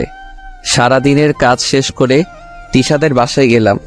তিশার আব্বু আম্মুর সাথে কিছু কথা বলবো, আর আমার বাইক আনতে যেতে হবে। তিশাদের বাসায় যে তিশার আব্বু আম্মুর সাথে কিছু কথা বললাম, তারা এখনো তাদের মেয়ের জন্য কান্না করছে। কান্না করারই কথা, একটা মাত্র মেয়ে ছিল। তবে আজ যখন তিশাদের বাসায় ছিলাম, বাসাটা কেন জানি না আমার কাছে প্রাণহীন মনে হচ্ছিল। এর আগে অনেকবার এই বাসায় এসেছি, তখন তিশা সারা বাসা মাথায় করে রাখতো, আর এখন একটা ভুতুরে বাসা মনে হচ্ছে। আমি তাদের বললাম দেখুন, কান্না করে আর কি হবে, ভাগ্যে যা ছিল তাই হয়েছে। এইভাবে কান্না না করে তিশার জন্য নামাজ পড়ে দোয়া করুন। আরো কিছু কথা বললাম, তারপর বাইক নিয়ে বাসায় চলে আসলাম। কলিং বেল বাজানোর আগে দেখি দরজা খুলে গেছে। নীলা এসে দরজা খুলে দিয়েছে। আমি নীলার সাথে কোনো রকম কোনো কথা না বলে আমার রুমে চলে গেলাম। রুমে যাওয়ার পর ফ্রেশ হয়ে নিলাম। ফ্রেশ হয়ে বেরিয়ে এসে দেখি টেবিলের উপর আমার আর নীলার বিয়ের ছবি। এতদিন এখানে আমার একার ছবি ছিল। বিয়ের পর কিছুদিন আমার আর নীলার ছবি ছিল, কিন্তু পরে নীলাই সেটা সরিয়ে আমার একার ছবি রেখে দিয়েছিল। ছবিটা দেখে কেন জানি না রাগ হচ্ছে। আমি আম্মুকে ডাক দিয়ে বললাম আম্মু, ও আম্মু তাড়াতাড়ি আমার রুমে আসো তো। আম্মু আমার রুমে এসে বলল কি রে বাবা, কি হয়েছে? এমন ভাবে ডাকছিলি কেন? আম্মু আমার রুমে এসে ওই ছবিটা কে রেখেছে? আমি তো সেটা জানি না। তখন দরজার পাশ থেকে নীলা বলল, না মানে ছবিটা আমি রেখেছিলাম আর কি। ওই তোর সাহস হয় কি করে আমার ছবি সরিয়ে একটা মিথ্যা বিয়ের ছবি আমার টেবিলে রাখার? মিথ্যা কিসের? তোমার আর আমার তো সত্যিই বিয়ে হয়েছে, আর সেটার স্মৃতি হিসেবে এই ছবিটা। তোর স্মৃতির কিছু কই। এই বলে আমি ছবিটা হাতে নিয়ে মেঝেতে ছুঁড়ে মারলাম। কাচের ফ্রেমের সাথে সাথে ভেঙে গেল। আম্মু নীলা অবাক দৃষ্টিতে তাকিয়ে আছে। এটা তুই কি করলি বাবা? আম্মু, যেটা করেছি অনেক ভালো করেছি। আচ্ছা বাবা, এখন রাগারাগি করার দরকার নেই, চল খেতে চল। আমি এই মেয়ের হাতে রান্না খেতে পারবো না। তোকে বৌমার হাতে রান্না খেতে হবে না, আমি তোর জন্য রান্না করে রেখেছি। তাহলে ঠিক আছে চলো। আম্মু আমাকে সাথে নিয়ে চললো। যাওয়ার সময় নীলাকে বলল, বৌমা তুমি ওসব, সে সকাল থেকে তো না খেয়ে আছো, এখন খেতে চলো। আম্মু, বাসায় কি খাবার ছিল না নাকি? কেন, এই কথা কেন? তুমি তো এখন বললা ওই মেয়েটা নাকি সে সকাল থেকে কিছু খায়নি। বৌমা তো তোর জন্য না খেয়ে আছে, তুই না খেয়ে চলে গেলি। বৌমা বললো তুই যতক্ষণ না খাবি ততক্ষণ নাকি বৌমা কিচ্ছু খাবে না। আমি আর তোর আব্বু কত বোঝাইলাম, কিন্তু কিছুতেই মেয়েটা কিছু খেলো না। এক কথা, তুই বাসায় এসে আগে খাবি, তারপর নাকি সে খাবে। আমি জোর করে বললাম, আম্মু আমার জন্য কাউকে ঢং করে না খেয়ে বসে থাকতে হবে না, আমার যখন ইচ্ছা আমি খাবো। এর জন্য যে কেউ না খেয়ে বসে থাকবে এইভাবে সে কি প্রমাণ করতে চায়? হ্যাঁ, একদিন আমার খুব ভালো লাগতো যখন নীলা আমি না খেলে নিজেও খেত না, কিন্তু এমন এক সময় এসেছিল আমি সারাদিন খেয়েছিলাম নাকি সেটাও জিজ্ঞেস করতো না। আমি যদি নীলাকে কখনো খাওয়ার জন্য বলতাম, নীলা আমার উপর নানানভাবে রাগ দেখাতো। আমারও রাগ হচ্ছে নীলার এমন আজারে ঢং দেখে। আমার খুব রাগ হয়। শুধু আব্বু আম্মুর জন্য নীলাকে বেশি কিছু বলতে পারি না। নিজের রাগ নিজের মধ্যে পোষণ করি। খাবার টেবিলে সবার জন্য মাংস আর আমার জন্য ডিমের তরকারি। আমি আম্মুকে জিজ্ঞাসা করলাম, আম্মু আমার জন্য একটু মাংস রান্না করতে পারলে না? মাংস রান্না করলে তো তুই ভাবতি বৌমার রান্না, আমি আমার নামে চালিয়ে দিয়েছি, তাই তোর জন্য আলাদা তরকারি। তাই বলে ডিমের? বাহ, কত স্বাদ! আহ, তরকারি যা হয়েছে না। আব্বু তুমি খাচ্ছ না কেন? এত কথার কি আছে? আহ, যা হয়েছে না। বৌমা তুমি এখন থেকে প্রতিদিন রান্না করবে। মন চাচ্ছে সব আমি একাই খেয়ে নিই। আব্বুর এরকম কথা শুনে আমি প্লেট নিয়ে আমার রুমে চলে গেলাম। এমনিতেও হিংসা হচ্ছিল, সবাই খাচ্ছে মাংস দিয়ে আর আমি ডিম। তার উপর আব্বুর বলা কথাগুলো কোনোরকম সেদিন খেয়ে উঠলাম। ঘুমাতে যাব, তখন নীলা আমার রুমে এলো। কি ব্যাপার, কিছু বলবেন? বলবো, কিন্তু তুমি আমাকে আপনি করে কেন বলছো? তুমি করে বলার অধিকার হারিয়ে ফেলেছি তো তাই। এই, তুমি আমাকে আর কত কষ্ট দিতে চাও বলবে একটু? আমি আপনাকে কখন কষ্ট দিলাম? হ্যাঁ, আগে দিয়েছি। সারাদিন আপনার খোঁজ খবর দিয়েছি, নানাভাবে আপনাকে বিরক্ত করেছি, কিন্তু এখন তো আপনাকে আমি কোনোভাবে বিরক্ত করছি না। তাহলে আপনার এত কষ্ট কিসের? তুমি সেটা বোঝো না? না, আমি বুঝি না। আর আজকে জানতো আমার খুব ঘুম পাচ্ছে, ঘুমাবো। কাল আবার অফিস নাকি মিটিং কি আছে, একটু আগে যেতে হবে, অনেক কাজ আছে। ভাবছি আজকে কিছু কাজ করে রাখবো, তাই দয়া করে এখন আমাকে একটু ফ্রি করে দিন প্লিজ। আচ্ছা, আমি কি ক্ষমার অযোগ্য? মানে আপনার কথা কিছু বুঝলাম না। আচ্ছা, তুমি আমার সাথে এমন আর করো না। আমি আর নিতে পারছি না, আমার দম বন্ধ হয়ে আসছে। এই, আপনি এখন আমার রুম থেকে জানতো, আমি কাজ করব। না, আমি যাব না, আমি তোমার সাথেই থাকবো। ভালোভাবে যেতে বলছি কিন্তু। না গেলে কি করবা? আমি তখন নীলার হাত ধরে নিয়ে টেনে রুমের বাইরে বের করে দিলাম। কাজ করে ঘুমিয়ে পড়লাম। পরদিন অফিসে যাব, দেখি নীলা কলেজে যাওয়ার জন্য রেডি হয়েছে। এই, আমি তোমার সাথে যাব। কেন আমার সাথে যেতে হবে? কেন পিচ্ছি বাচ্চা নাকি? তুমি আমাকে তোমার সাথে নিবে না? আমি নিতে পারবো না নীলা। তারপর রেগে গিয়ে বই খাতা সব ছুঁড়ে ফেলে দিচ্ছে আর বলছে আমি আর কোনোদিন কলেজেই যাব না। সেটা আপনার ব্যাপার, আমি চলি। নীলা আমার কথা শুনে রেগে গেল। রাগের কারণে বই খাতা সব ছুঁড়ে ফেলে দিতে লাগলো। আমি নীলাকে থামানোর কোনো চেষ্টা করলাম না। আমি অফিসে চলে গেলাম। এইভাবেই কাটতে লাগলো দিনগুলো। অনেক দিন কেটে গেল, কিন্তু আমি আমার জায়গা থেকে একদম স্থির আছি। নীলা বারবার আমার কাছে আসতে চাই, কিন্তু আমি আসতে দেই না। নানানভাবে অপমান করে সব সহ্য করে নেয় মেয়েটা। কখন আমাকে এগিয়ে কিছু বলেনি। আগে যে মেয়েটা নিজের চুলগুলো গুছিয়ে রাখতে পারতো না, পাগলির মতো দেখা যেত অনেক সময়, এই কয়েক মাসের ব্যবধানে মেয়েটা কি সুন্দর সংসার গুছিয়ে নিয়েছে। সব কাজ এখন নীলাই করে। আম্মুকে তেমন কোনো কাজ করতে দেয় না। আম্মু শুধু আমার জন্য রান্না করে, কারণ নীলার কোনো কিছু আমার সহ্য হয় না। কিন্তু আগের থেকে এখন নীলার উপর আমার রাগ অনেক কম হয়। পুরনো প্রেম জেগে ওঠে মাঝে মধ্যে। আমি তবুও নীলাকে আমার কাছে কখনো টেনে নেই না। কি দরকার যদি আবার সে আগের মতোই করে। অফিস থেকে এসে একদিন শুয়েছিলাম। নীলা তখন আমার রুমে আসলো, এসে কেমন জানি করতে লাগলো। দেখে বোঝা যাচ্ছে কিছু একটা বলতে চাচ্ছে। কি এবার কিছু বলবে নাকি? না, মানে কালকে আমার সাথে একটু শপিং এ যাবে? দেখো, আমি সারা সপ্তাহ কাজের পর একদিন ছুটি পাই, আমি যেতে পারবো না। টাকা দরকার তো সেটা বলে দিলেই হয়, আমাকে শুধু শুধু টানছো কেন? না, ব্যাপারটা সেরকম নয়, তুমি সাথে গেলে ভালো হতো। যেতে পারবো না। কত টাকা দরকার আমাকে সকালে বলে দিও, আমি দিয়ে দিব। এখন যাও, আমি ঘুমাবো। নীলা আর কিছু বলার সাহস পেল না। জানেও কিছু বললে আমি রেগে যাব, আর রেগে গেলে কখন কি করে বসবো সেটা আমি নিজে জানি না। নীলা চলে যাওয়ার পরে আমার ঘুম আসতেছিল না, তাই ভাবলাম একটু ছাদে গিয়ে ঘুরে আসি। ছাদে গেলাম, অন্ধকার, কিন্তু ছাদে কারো একজনের কান্নার আওয়াজ শোনা যাচ্ছিল। আমি চারদিকে ভালো করে তাকিয়ে দেখি কে কোথায় কাঁদছে। দেখি ছাদের একদম কিনারে দাঁড়িয়ে একটা মেয়ে কাঁদছে। ভালো করে দেখার জন্য একটু কাছে গেলাম। হ্যাঁ, এটা তো নীলা কাঁদছে, কিন্তু এখানে এইভাবে দাঁড়িয়ে কাঁদছে কেন? কি ব্যাপার, এখানে এইভাবে কাঁদছে কেন? নীলা পেছন ফিরে তাকিয়ে আমাকে দেখে ভূত দেখার মতো চমকে গেল। কই, আমি কখন কাঁদলাম? মাত্রই তো শুনতে পেলাম। না, আমি কাঁদি নাই। তা তুমি না ঘুমাবে? ঘুম আসছিল না তো, তাই ছাদে এলাম। ও, চলো না দুজন একসাথে বসে চাঁদ দেখি। এখন আমার ঘুম পাচ্ছে, আমি গেলাম। নীলার সাথে বসে চাঁদ দেখায় চেয়ে বিটিভিতে সংবাদ দেখা অনেক ভালো। তবু দেশের কোথায় বাতাবি লেবু ভালো চাষ হচ্ছে সেটা জানা যাবে। আমি রুমে এসে ঘুমিয়ে পড়লাম।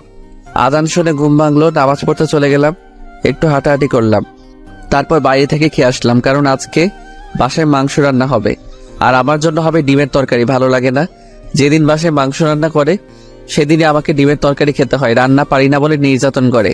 বাসায় এসে টিভি দেখছিলাম, আম্মু আমাকে খেতে ডাকছিল। আমি বলেছিলাম পরে খেয়ে দিব।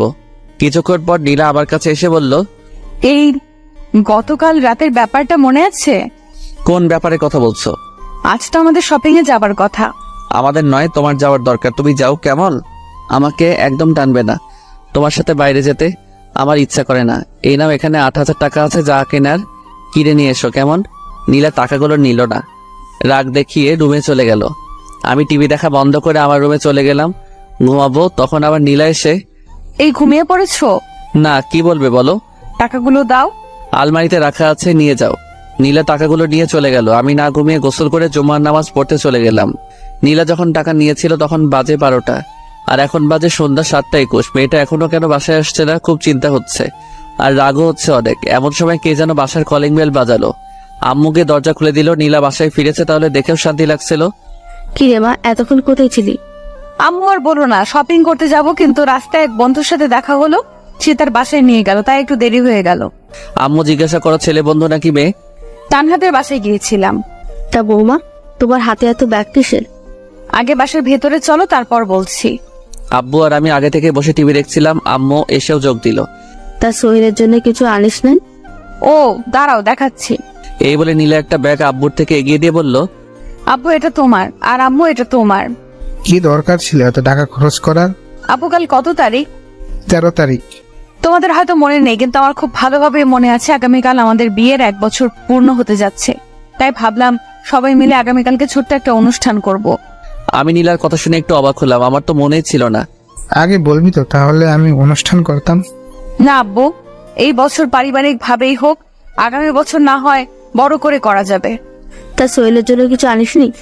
হ্যাঁ এনেছি তো, এই নাও তোমার জন্য এটা। এই বলে নীলা আমার দিকে প্যাকেট এগিয়ে দিল। আমার সেই দিনের কথা মনে পড়ে গেল, যেদিন আমি প্রথম বেতনের টাকা দিয়ে নীলাকে শাড়ি কিনে দিতে গিয়েছিলাম, কিন্তু নীলা আমাকে ফিরিয়ে দিয়েছিল। আমি প্যাকেট হাতে নিয়ে নীলার মুখে ছুঁড়ে মারলাম। কি হলো, প্যাকেট ফেলে দিলি কেন? আম্মু, আমি সবার দেওয়া জিনিস নিব, কিন্তু এর কোনো কিছু নিতে পারবো না। নীলা অবাক চোখে তাকিয়ে আছে। প্লিজ এমন করো না, আমি অনেক খুশি তোমার জন্য পাঞ্জাবিটা এনেছি। এনেছো ভালো কথা, বাইরের কাউকে দিয়ে দিও। নীলা তখন চোখ মুছতে মুছতে প্যাকেটটা উঠিয়ে নিল।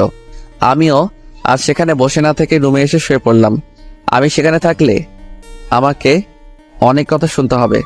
পরদিন সকালে অফিস যাওয়ার জন্য বের হচ্ছিলাম, তখন আম্মু বলল, কি রে, আজকে তুই অফিস যাচ্ছিস কেন? তো আমি কি করব, আর অফিস অনেক কাজ আছে, আমাকে যেতেই হবে। আব্বু আম্মু নীলা আমাকে অনেকবার না করেছিল, কিন্তু কে শুনে কার কথা, আমি অফিস চলে যাই। নীলা অনেকবার ফোন দিচ্ছে, SMS করছে, কিন্তু আমি কোনো কিছুর উত্তর দিচ্ছি না। রাতে বাসায় ফিরলাম, বেল চাপার আগে দরজা খুলে গেল। মনে হয় আগে থেকে অপেক্ষা করছিল। আমি দেখি বাসাটা বেলুন দিয়ে সাজানো, আর টেবিলে সুন্দর একটা কেক রাখা আছে। যা এখন ফ্রেশ হয়ে বৌমার দেওয়া পাঞ্জাবি পরে নিচে আয়। আসছি আম্মু, না হলে আমাকে উপরে আসতে দিত না। আমি আমার রুমে গিয়ে দরজা আটকে জামা চেঞ্জ করে শুয়ে পড়লাম। কখন ঘুমিয়ে পড়েছিলাম মনে নেই, কিন্তু মাঝরাতে বুকের উপর ভারী কিছু ভর করে আছে, সেটা বুঝতে পারছি। কে যেন ফিসফিস করে কিছু বলছে, আমি চুপ করে শুনতে লাগলাম। বলছে, আমি কি সত্যি অনেক বড় অন্যায় করে ফেলেছিলাম, যার জন্য এইভাবে আমাকে দূরে সরিয়ে রাখছো? আমি কি ক্ষমার অযোগ্য? তোমার সাথে আমি এমন কেন করছি সেটা তুমি বুঝবে না, কিন্তু তোমার সাথে এত খারাপ ব্যবহার করে আমিও সুখী ছিলাম না। আমি অনেক কষ্ট পেয়েছি। কেন করেছি জানো? আমার বান্ধবীরা তাদের বয়ফ্রেন্ডদের নিয়ে অনেক প্রশংসা করত। তাদের বয়ফ্রেন্ড এটা করে সেটা করে, কিন্তু আমি তোমাকে নিয়ে কিছু বলতে পারিনি, তাই অনেক হিংসে হতো, রাগ হতো, আর সেই রাগ আমি তোমার উপর দেখাতাম। আমি জানি না তুমি কত কষ্ট পেয়েছো, কিন্তু আমি ইচ্ছে করে তোমাকে কষ্ট দিতে চাইনি, আমার রাগের জন্য এত কিছু। কিন্তু জানো, আমার এখন অনেক কষ্ট হয় তোমার ভালোবাসা হারিয়েছি আমার মিথ্যে জেদের কারণে। আমি চাই না এত কিছু, শুধু চাই তুমি আমাকে আগের মতো ভালোবাসো। আমি তোমার ভালোবাসা হারিয়ে বুঝতে পেরেছি তোমার ভালোবাসা আমার জন্য কত দরকার। এসব বলে আবার আমাকে জড়িয়ে ধরে কান্না করতে লাগলো। আমি এতক্ষণ সব কথা শুনছিলাম, কিন্তু এটা ভেবে পাচ্ছিলাম না নীলা আমার রুমে আসলো কিভাবে। নীলা কান্না করে যাচ্ছে, আমিও ভাবলাম হ্যাঁ মেয়েটাকে অনেক কষ্ট দিয়ে ফেলেছি, এবার থামা দরকার। আমিও তো নীলাকে ভালোবাসি, তাহলে শুধু শুধু দূরত্ব বাড়িয়ে লাভ কি? আর এমনি তো পাগলিটাকে মনে একটু কষ্ট দিয়ে ফেলেছি, আর পাগলিটা আমাকে ভালোবাসে বলে সবকিছু সহ্য করে নিচ্ছে। আমি তখন শক্ত করে নীলাকে জড়িয়ে ধরলাম আর বললাম, আমারও না তখন অনেক কষ্ট হয়েছে। নীলা আমার সারা পেয়ে কিছুটা চমকে গেল আর বলল, তুমি জেগে আছো? হ্যাঁ আছি। জানো, যখন তুমি আমার সাথে ওই রকম ব্যবহারগুলো করতে আমার খুব কষ্ট হতো, খুব নিজেকে অপরাধী মনে হতো। সরি বাবু, আমি না জেনে ভুল করে ফেলেছি, আমাকে আরো শক্ত করে জড়িয়ে ধরো।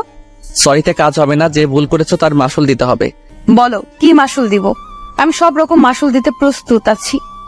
আমাকে ছোট একটা মেয়ে দিতে হবে। একটা কেন, 2টা দিব।